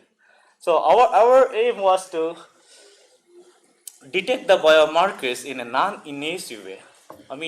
Without harming the patients. So what is the best way? how can we discover a non-invasive markers? Many people are working on sensors or something else, right? So that's a non-invasive approach. You don't need to tickle it and inject something, or you don't need to cut the tissues. So we looking into the samples such as saliva from the mouth, right? So it's easy to take from the older adults, and plasma. That's of course everyone has to go for the test, so we'll get the plasma. That's kind of invasive, not non-invasive. Okay, again we need an injection, right? And the fecal samples, stool samples, easy to get it. Either urine samples or fecal samples or saliva samples. Those are easy how the access. Those can sit to be a non-invasive approach. So we collected this. This was a big study, was conducted at the University of South Florida. This is an American population study. We call it as MIA-GB study. So where we collected 81 saliva, 59 plasma, and 85 fecal samples. And this is the MCI patient. I told you the before AD. So we have about these numbers. So what in our lab do is, as I told you, we're looking into the lipid profiling. That's it, what we done. Oh. So this is the details of the participants. There are many male as well as the female with dementia cases are very few. However, control and MCA patients numbers were quite few. Of course, we don't have any underweight. Americans are already 60% obese. You know that, right? So mostly overweight people are very many, even in the controls and normal range. So this is the workflow we follow in our laboratory. Very simple and very easy. Lot of time we need to work on computers. That's it. Once you get the data, because we need to dig into the data and see what happened in the data, right? So what we get, whatever the samples we get, trying to extract the lipids by the very well known either Folch method or Blyde method or butanol methanol method, whatever we want, looking at the lipids of your interest. So most commonly used is the Folch. So the first scientist who extracted the lipids in early 1950s. 1950s is not too old. So lipid research was started then. That means it's still recent, right? After the Second World War. So this is once we extract them, we send them those samples into the LCMS. So what LC does? Make these lipids into separate. So the lipid A, B, C, D. So based on their polarity, who will run first? It's like a running race, right? So if you are strong enough, the polar molecule, depending upon the type of column you use, depending upon the polarity, lipids get separated. So once they get separated, they enter into the mass. What does the mass do? Who is coming? Just checking. Identify.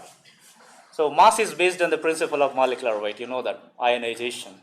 So with the molecule with the electron and make into ions, and these ions can be indicated as a signals. That's it. So separate and detect. That's LCMS. Very easy to remember. So once we get the data, now the thing came here. You will get 10,000 or 20,000 peaks depending upon the way you analyze, or the instrument you use, how advanced the instrument you use. It go.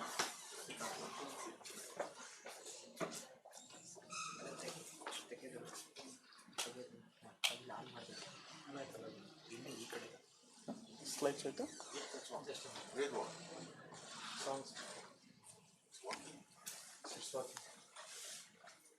No signal. HDMI cable is issue. Okay, that's all. Battery is also not there. Okay, try quickly.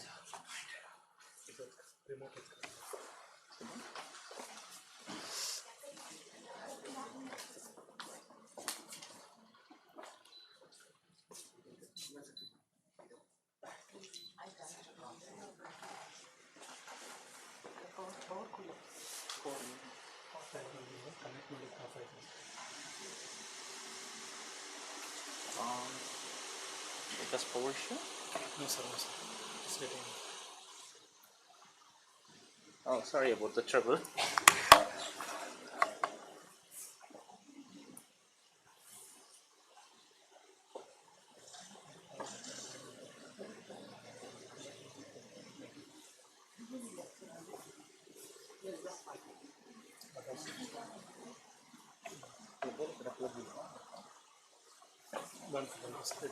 Okay. Okay. Slowly. Okay. What? Maybe it will come soon. So anyhow, I'll go ahead. So once we get the data, so we have to use some computational tools to process this data and pick up the guys which are very good or very accurate. So there may be some false guys came, like we detect like wrong identification of the lipids. But to identify which is the original guy or original lipids, what we need to look into is first is the MS1, we call it as, right? MS1 is the first ionization mass. So that's not enough. There may be twins, there may be isomers, right? There may be like lots of same mass. There are many peoples in the world, like many molecules. So how to go further? We need to cut the molecule into MS. We call it as MS2. So MS2 data is most important. Sometimes if you want to identify a new lipid, you need MS3, MS4. Keep breaking the molecule until you get the extensive fragmentation and trying to identify the structure. So just mass is a wonderful, if you have an HRMS with the fragmenting into the MSN, so we can able to uncover any structure. If you have a standard, that's more nice. So we use a computation such as MS dial or visualizing such as Metabonalyst or R or MEV softwares. And once we've done that, we will get a profiling, whole lipid profiling like this. Oh.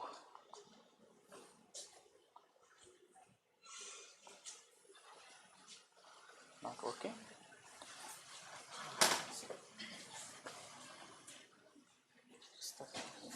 Okay.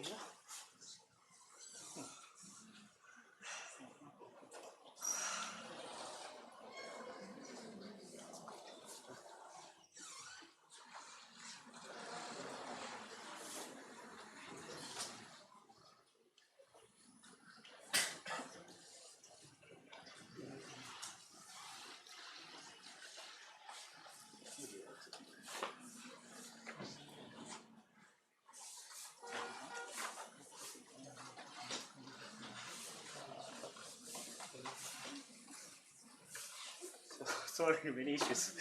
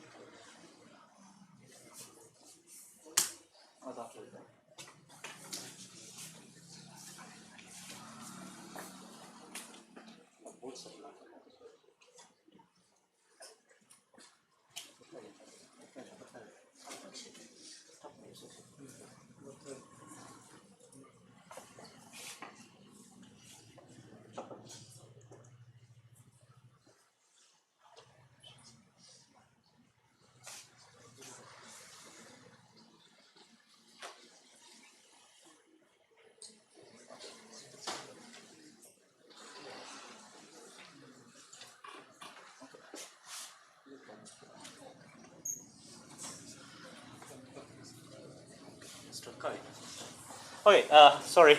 So, okay, still now where we stop is we got the samples, we did the extractions, let's say assume that, and then got the data and process the data, and then we do the profiling. Then we will get the results, right? So what happens next? So the results I just described here. So there are lots of things to do in between. Just skipping that. So what is the results? So this is saliva, plasma, and fecal. I will just concurrently show all of those things. As you can see here in saliva, this was a total lipids. In our instrument, we could identify up to 5 categories of lipids. I told you 8 categories, right? So we can profile 5.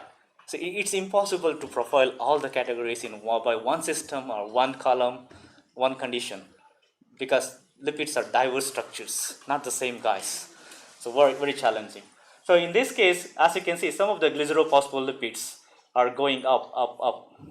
So this is control, and this is MCI and dementia. And some of the in the glycerolipids in the plasma were also going up in dementia slowly. Whereas in the fecal samples, there is slight increase in the glycerophospholipids. So maybe glycerophospholipids, as you can see here, is the same, the yellow one, slightly increase in the dementia cases. So it's not about the total. So looking at the, when we do the PCA, this is called multivariant analysis, we call it as. So there are two groups here, control versus MCI. One is a control, the healthy patients, and the MCI is the pre-stage of the AD. So there is slight group separation, not no much differences. But what is why these two groups are different? If the metabolites of the lipids are different, the plots are different significantly, like far away. So, but when you're looking at this data, we saw that mainly triglycerides could be the contributing factors for this group separation, especially in the saliva. I mean, triglycerides has to play something in saliva, which is especially enriched with the oleic acid. It's a oleic acid and linoleic acid. Linoleic acid is one of the omega-6 fatty acid. You know that. And in the dementia also we don't find some, but we found some, a few changes in the TGs. Looking at the volcanic plots, the plot looks like a volcano erupting, right? That's why it's called volcanic plots. We see the fold change versus the p-value, significance. How much statistically significant this marker is. So when you're looking at the data, so as you can see, some of the lipids were up, top categories were here. And top categories were up in dementia is very few. Very few. Most of them are unchanged, the lower ones. The red one is only the changed and significant. So among that we picked up few. As you can see, some of them, I don't consider dementia group here much because we have a sample number only 4 or 5 patients. That's quite statistically not so good for the statistical analysis when you have a 4 or 5 number of patients. But look into the data just mainly into the control and MCAs. Mainly we see some upregulation of this kind of TAGs with oxidations. Oxidized TGs. Oxidation mean that, right? What does that mean? Addition of oxygen. Though there are some double bonds in the TZ, so it get oxidized with the OH group. So those were upregulated in the saliva of the MCI patients. And some including some of the LPE and PI. PI with 24, interestingly, this is an arachidonic acid, omega-6 fatty acid, again go up. So similarly we did in the plasma. I don't tell much here. So these are the lipids which contributing into the group separation. Let's look at quickly in the volcanic plots. So volcanic plots also show the very few, not so many, very few metabolites which are significantly changed. So looking at that, we could see here in the plasma, let's say, I don't know, although MCA group as a cholesterol esters. So you have a cholesterol as one OH group. I hope you imagine, right? Cholesterol as one free OH group. That OH group get attached with a fatty acid. So a long chain carboxylic group. So those were called cholesterol esters or cholesterol esters. So such kind of lipids were slightly low here, but some lipids were up again here. So not so much changes observed in the plasma, however we see very few. So interestingly, data we found in the fecal samples, I will show you that mainly. Here also in the fecal, the lipids which are contributing are showing here for the separation. Quickly looking into the volcanic plots, as you can see here, some of the lipids named FAFAs, FAHFA, many there are. They go down in fecal samples, decreased. So mostly, we think that these FAFAs are conjugated, and we think that the microbiota. We have a microbiota, right? When you born, so your mother feed a milk, right? So then that is your first food. The microbiome from mother goes to the baby and starts colonizing in your intestine, especially in the large intestine, as well as the cecum and the small intestine. So the whole system is gastrointestinal, GI. Okay, so in that there are many millions and trillions, maybe in trillions of bacteria. Maybe there are some good guys, some are bad guys. So seems to be some of the bacteria probably which produce this kind of lipids, decrease in these patients. That could be the reason. So why such metabolites were? Because we have a connection that these FAFAs are linked to microbiota. When the patients drink antibiotics to mice, so we see the FAFAs are get decreased significantly because antibiotics kill your bacteria. So don't take too much antibiotics, right? Wherever you go, get me an antibiotics. It's not good for you. I hope many people agree, right? So here you can see here some of the things like FAFAs were depleted completely. Some DGs were upregulated. Especially, can you see DG with the 10-0 and 12-0? That's for the medium chain fatty acids. Medium chain fatty acids mean MCTs. You know that coconut oil everyone use, so contains lots of MCTs, right? These are upregulated. That means what happening is here, this is detected in the fecal samples. And probably these MCTs either coming from bacteria or from the gut, or from the diet. We don't know. But they're increasing mean these patients probably have a poor absorption of these lipids. That's why they are excreting out through the fecal samples. If they have a good absorption, probably they still, whatever you eat, it should digested and absorbed by into the blood, right? Transported into the epithelial barrier and go into the blood, and it should supply to the brain or for the energy. But so those things are decreased. Why FAFAs are important? Our lab is doing a lot of research on FAFAs because FAFAs were discovered in 2014 by an Harvard group. So they known to be anti-diabetic and anti-inflammatory lipids. So we do have FAFAs in our adipose tissue.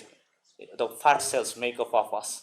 So why patients, why you get diabetic? Because when the FAFAs goes down, your insulin levels are up. So FAFAs having extraordinary functions that they can increase your, insulin secretion levels in the pancreas by activating the GLP signaling, GPR120 signaling.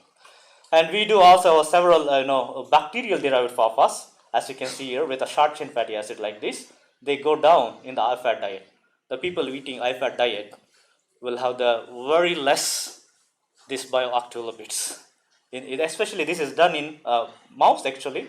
This is the rat tissue, colon contents. So we found when this is the control versus high-fat diet, especially we saw significant decrease in those kind of FAFAs in the colon and the cecum.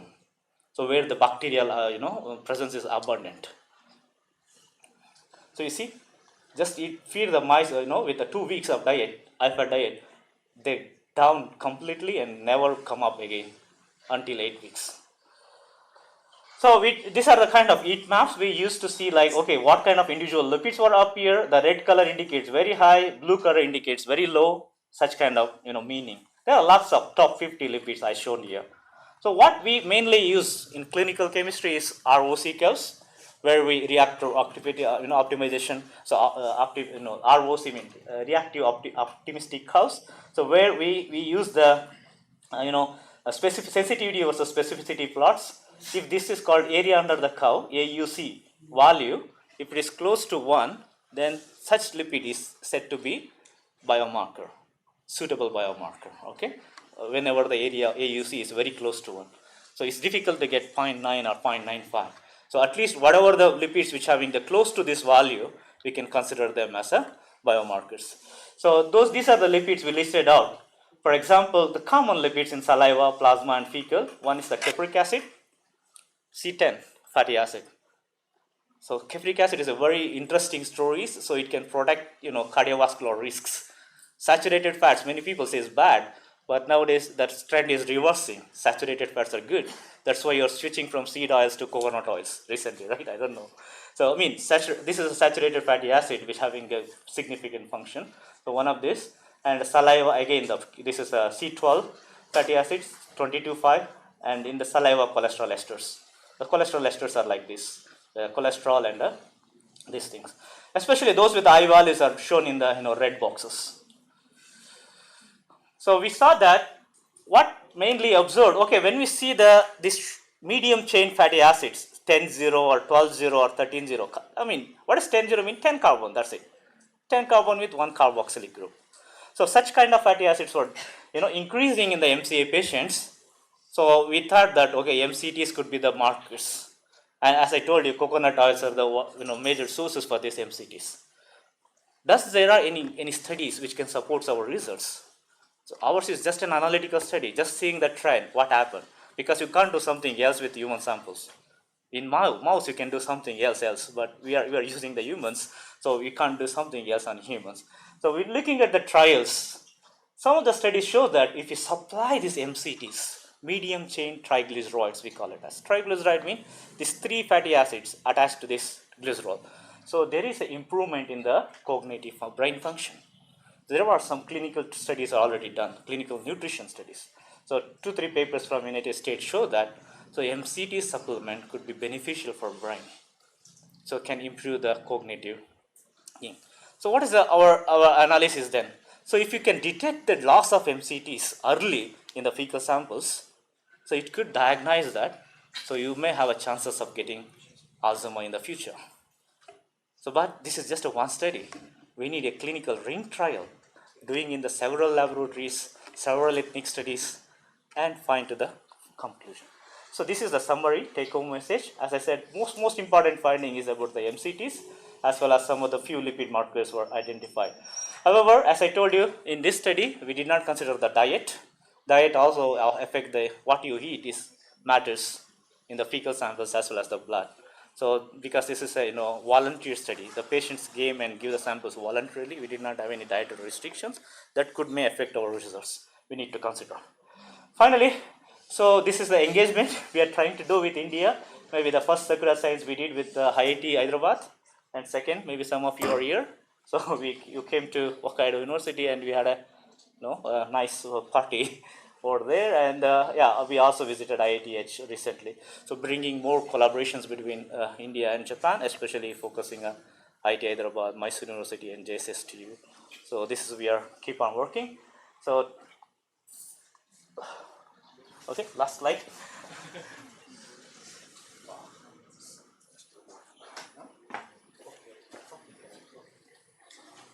Okay, so this is last slide. I would like to thank Dr. Shupingwi, our lab director, and Ariom Madam, who is my collaborator for the AD study. And this is our team. Maybe some of you, the Jai Shankar, maybe is from your student. This is still eating this Alzheimer's disease. Berg is a quite bright student, publishing in top journals too. And Puneet is also from your college. And she is from Odisha, Sambalapur, and she is from Mysore University. And she is from Punjab and Bangalore, and some are from the Japan and China and Bangladesh. So it's quite like now we have 14 to 15 students working with me concurrently on the master course, undergraduates as well as the PhD students. So of course we welcome many students from this region, talented and able to have a motive to do the PhD. So without motivation, it's waste. Okay, that's all from my talk. Thank you very much.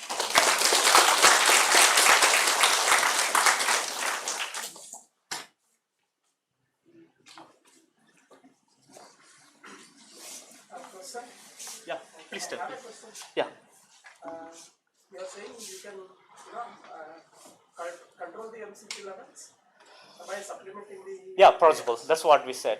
Is it possible to, control the MCT levels just by using the diet, without using the Any supplements? Yeah. But what they show is it's a kind of supplement, right? They make a tablets or kind of those things. But conventional. Yeah, conventionally it's possible. Like those foods which are enriched with MCTs, probably when you have a poor absorption, probably you need to intake more of the foods which are enriched with MCTs. But yeah, unless we know, whenever you do the clinical test, you will get your HDL, LDL, whatever the profiling. So if you do the MCTs profiling done, probably I don't know, this could be a good idea, but in the clinical evaluations, so you have a chance like, okay, 10 years ago my MCT level is this much. What happens after another 10 years or So then if you have a track record of those data, so it's possible that we can incorporate in the diet. We'll discuss it, yeah.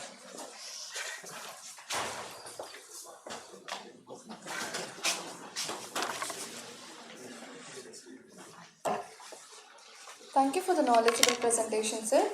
Now I request Dr. Takayuki Sukai, sir, Associate Professor, Faculty of Sapporo University of Health Science, Hokkaido University, Japan, to share his insights with the gathering.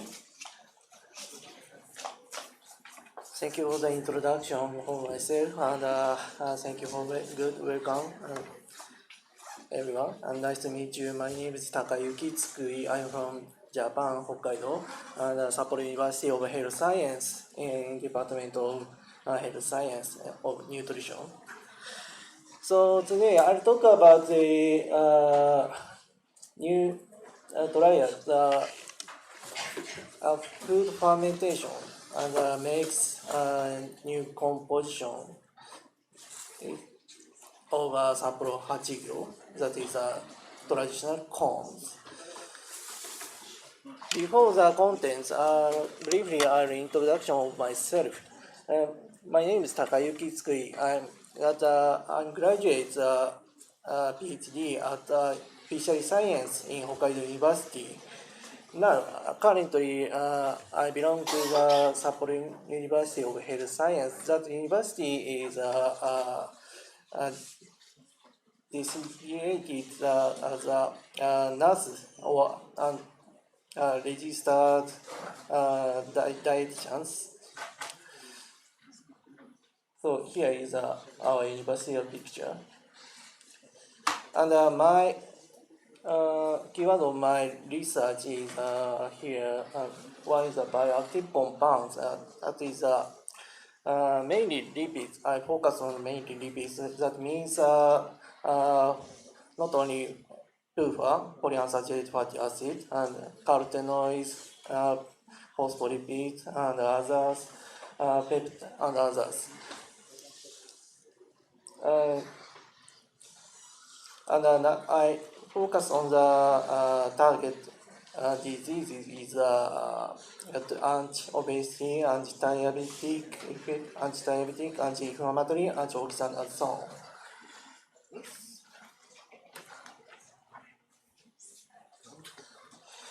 So today's content is here. First, I'll talk about the overview of miso. Do you know miso?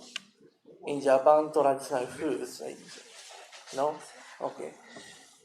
So I'll talk about the overview of miso and its physiological functions. And next is an introduction of Sapporo Hachigyo, what is traditional corns.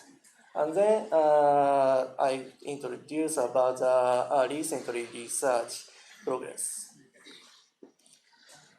So the miso is a traditional, kinds of traditional food in Japan.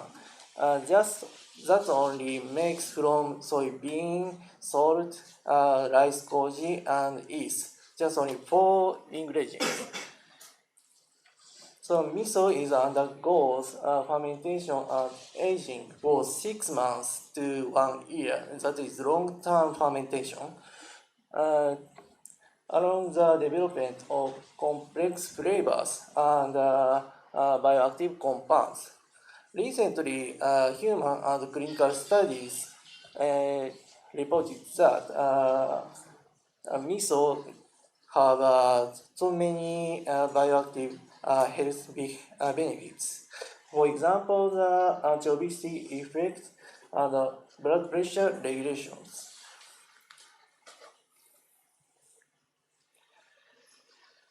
In each bioactive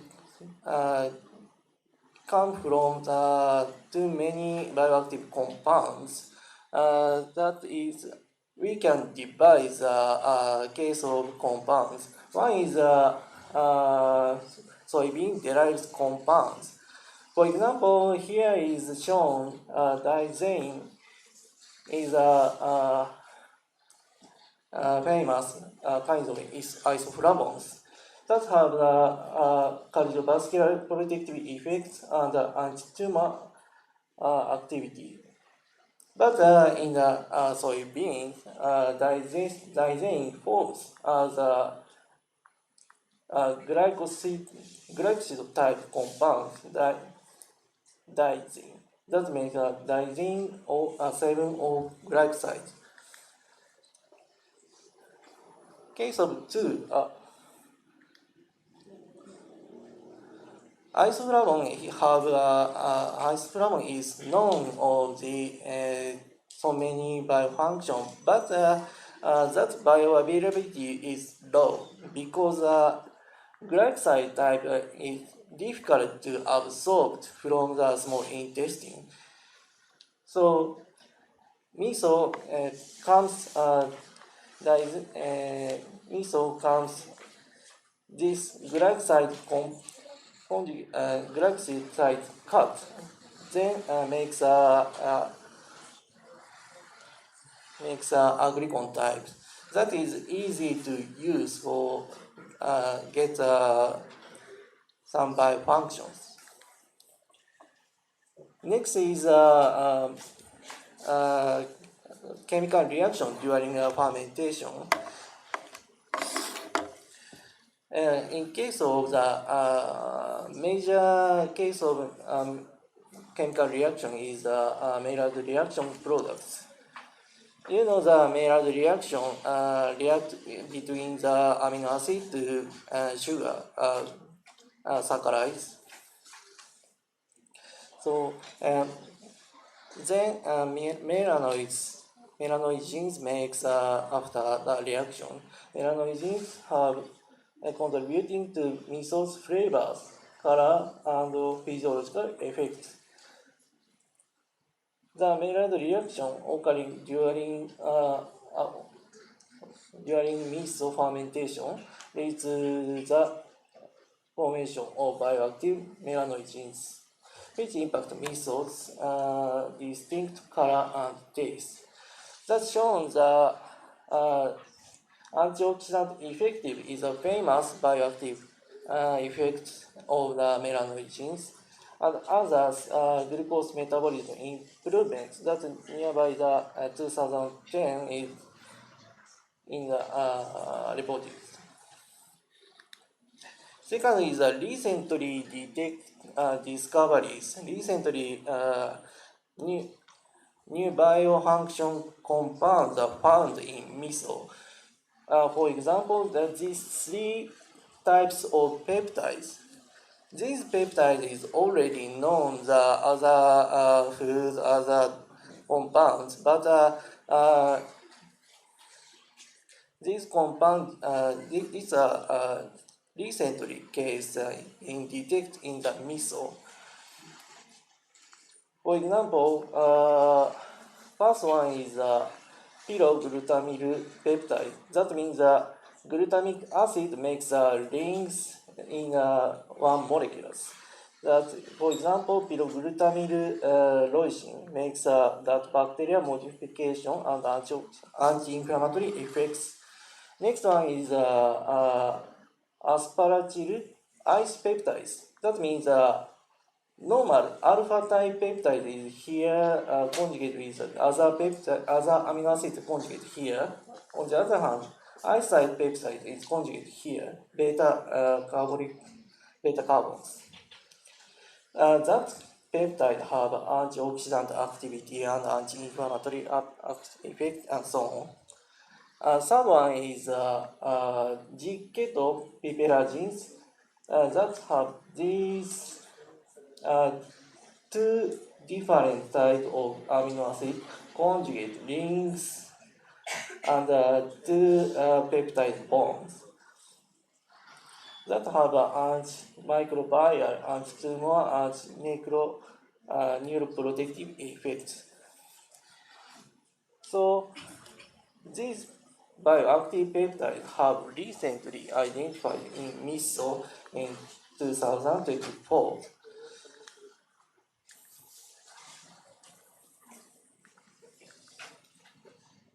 So, miso fermentation enhancing bioactivity and creating bioactive compounds coming from the soybean derived original compound makes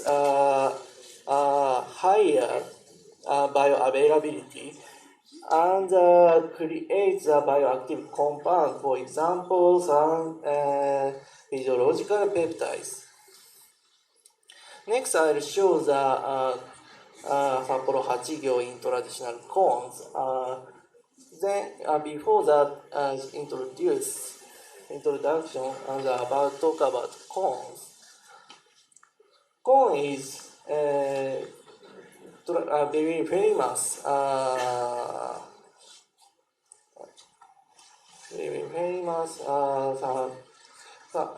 Origins from carbohydrates that contains about 73.9% carbohydrate and 88% proteins in the dry matters.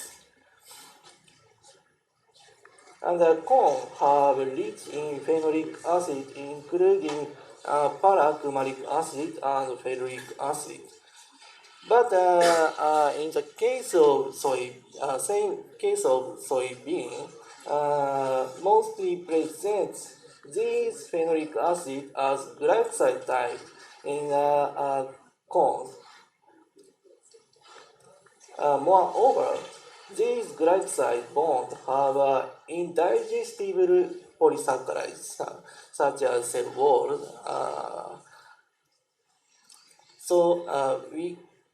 It's too difficult to use to absorb in our small intestine.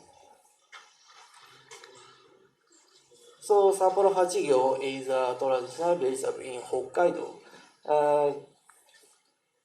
This name is coming from Sapporo in the Showa terms. Sapporo Hachigyo is a traditional vegetable in Hokkaido. These vegetable varieties include the city of name Sapporo in their cultivator name. For example, Sapporo Hachigyo, corn is Sapporo Hachigyo, onions Sapporo ki means yellows, and soy in Sapporo midori means green, and cabbage. Cabbage, the size of cabbage is a volleyball or a basketball size, but this Sapporo Taikyu grows up to the 1 meters, more than 1 meters, to large cabbage.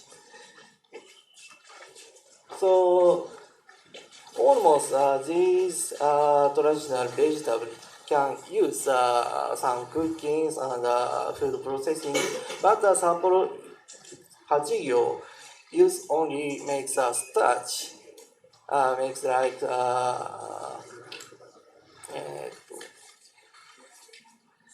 makes a seed starch paper as this powder to explore. So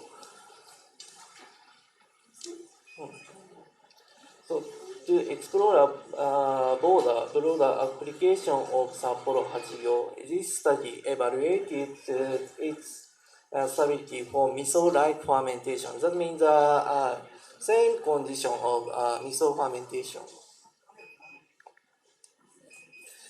So I'll introduce about the recently research study of fermentation of Sapporo Hachigyo.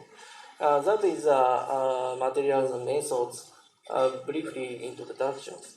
This use Sapporo Hachigyo, that is a flint corn. It shows the rich of starch comparing with sweet type corns. Sweet type corns rich is mono and G saccharide. That is taste is sweet. So the negative control, I use golden corn, that is sweet type corns, and soybean for miso. First, pre-processing is corn was steamed and minced in the yeast like a paste, and then mixed with salt and rice, koji, and water, and press on in the glass bottles, and then locate top on the weights.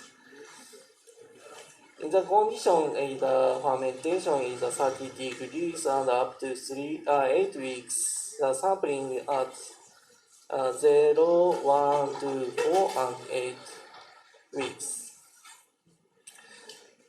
So the recently result before the talk about the results, I'll talk about explain the colorology of the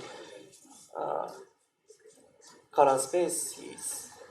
The slide shows the LAB color species This is some materials of surface of some materials. In the case of miso, is very important as a indicator of fermentation.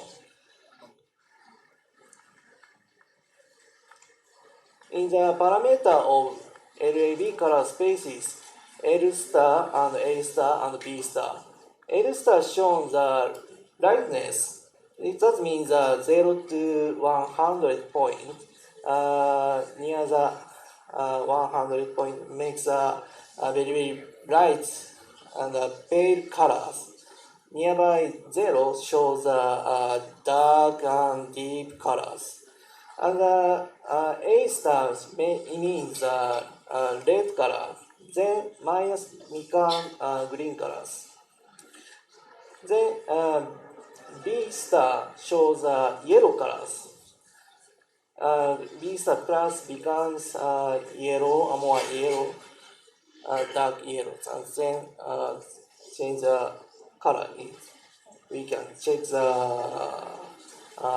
data. In this result, we show the Sapporo Hachigyo is imaged here, and the LAB color space is shown in here. First one, the L star shown the down decrease in the between during the fermentation 0 to 8. That is same condition. Same trend as the soybean case. A star is also increase between the fermentation. That means makes red colors. Soybeans also change the white to brown colors, and Sapporo Hachigyo makes B star also increase trend to increase. Then makes more deep yellows. So this result shows corn undergoes browning due to miso-like fermentation. So the next, how about antioxidant activity and other compounds, they change or not?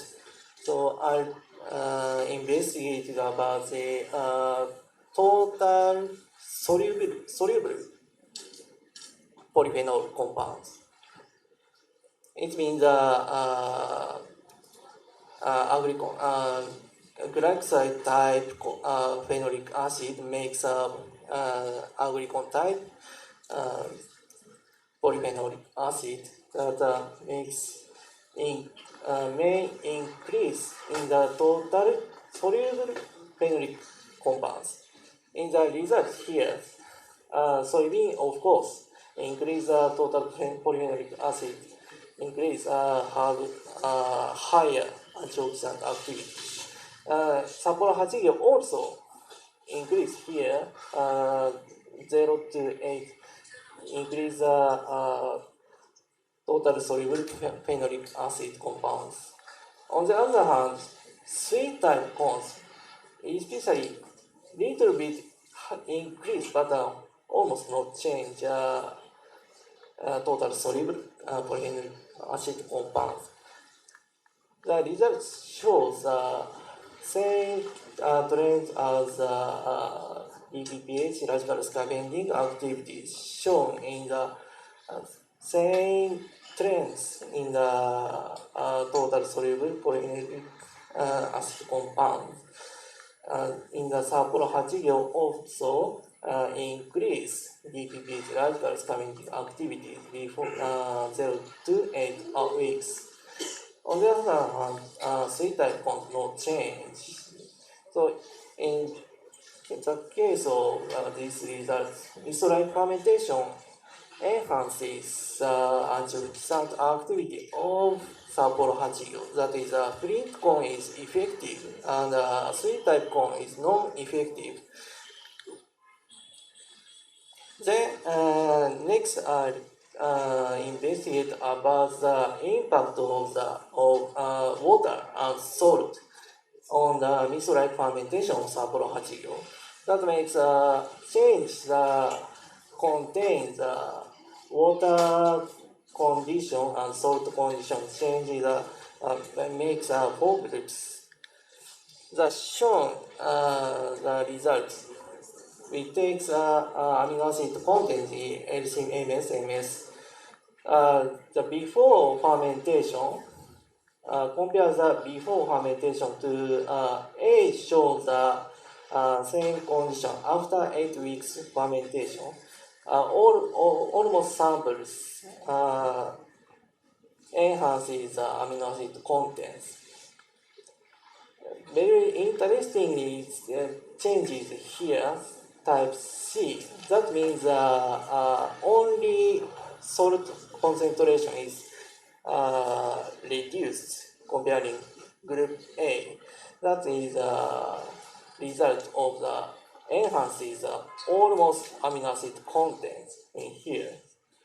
So these results suggest that lower salt concentration relative to water is more suitable for miso-like fermentation of Sapporo Hachigyo than traditional soybean miso. Conclusion is here. We try the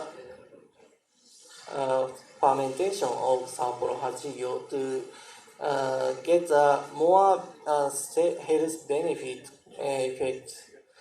The results show the color transition from white to yellow becomes brown. That is likely from Maillard reaction forming browning compound. And increase total soluble polyphenol content and the DPPH radical scavenging activities shows the fermentation enhances physiological function of antioxidant activity and bioavailability, making it promising functional food ingredient. And the third one is increase in free amino acid content is enhanced in the salt concentration in decrease. The rise in umami that come from amino acid, some glutamic acid and so on, strengthen its potential as a food ingredient. So we look. So the conclusion is here. Sapporo Hachigyo is suitable for long-term fermentation. That is, short-term is maybe not change as browning Maillard reaction not occurred. Similar to soybeans and hold promise as functional food ingredients. Thank you for the attention.